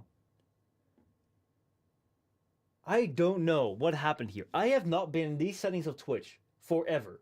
And I know we've had so many people who were not following chatting. Like for me, like I don't care if you're following or not. Like chat away. That is insane. That is it. Thank you so much, Barely, for telling me this. I did not know. I did not know. This was so bad. This goes against like what I want to have in my channel, and I did not know this was enabled. This is literally on the same level of when I was like YouTube, like I had YouTube ads when I on my very first channel when I only like 20 subscribers, actually like a couple hundred, but not like 1,000. I needed to get ads after the Logan Paul incident. But when I had that, I had a setting enabled that said disable personalized ads. Because I thought it would disable personalized ads for me. But I was disable personalized ads for the people watching on your channel, which meant that I would just get no revenue at all, because that's where Google makes all his money on. Holy hell. When did this get turned on? I don't know. But yeah, thank you so much for telling me this. I did not know about that. And I am so glad that is off right now, because actually that explains a lot. That explains a lot recently, because I feel like YouTube chat has been a lot quicker than Twitch chat lately, and this explains a lot. This explains a lot because I don't like it. I don't like having channels where you have to follow the talk, because I first want to get to know the streamer. I first want to get to see like whether these streamers are my vibe, and to do that you need to chat. And if a chat requires a follow, I think that's such a huge upfront cost. This is definitely not what I like to have on my channel, and I'm so kind of mad actually that was on. So mad that was on. That is not what I stand for. And thank you so much for telling me that, because that is off right now, and that will remain off forever. So if you ever see that my thing requires you to follow or whatever, tell me, I'll get rid of it. Boy, was I not happy with that? Boy, was I not happy with that. That is wild. Oh my god. Well, hey, we've learned something new. We have learned something new here. But yeah, that explains so much. That explains so much. Oh my. Anyway. Whew. What a game, man. What a game. I was expecting to do multiple games, but like this team game went on for a little bit longer than I expected. So I guess I'm just gonna keep it with this team game, and we'll probably like play some more. Also, I need to be better. I need to be better for for getting my notifications. I was so into cast, man. I was so in this game. I was so absorbed that I could see that, but I couldn't see my Discord. So I'm not gonna have to figure out like where I can put my Discord better so I can react to this. But yeah, let me just thank you so much for telling. Oh, I'll write it later after the stream. But yeah, man. All right, well that explains a lot. I'm glad that thing got fixed, and I'm glad that I won my very first match right here. I'm really grateful for Anderson SP and Brazil to help me out. To help me out with my very first team game. I'd love to do more team games in the future. So, anyway, let's return to map. Or actually, let's quit to the thing. Let's return to replays. Let's get out of here. And yeah, I think that will be it for today. As I said, I wasn't expecting to only one match today, but that's just how it goes. So I hope you guys enjoyed. There will be more Age of Empires soon, because man, I just had a great time again, and there's so much more to learn. So yeah, thank you so much for watching. I hope you guys enjoyed today. And with that, I will see you all next time. Have a great rest of your evening. And rest of your weekend. If I don't stream this weekend, maybe I'll stream this weekend, but I'll promise nothing because there's a lot of things going on. So yeah. Anyway, thank you so much for watching. I'll see you all next time. If I know how to turn this off.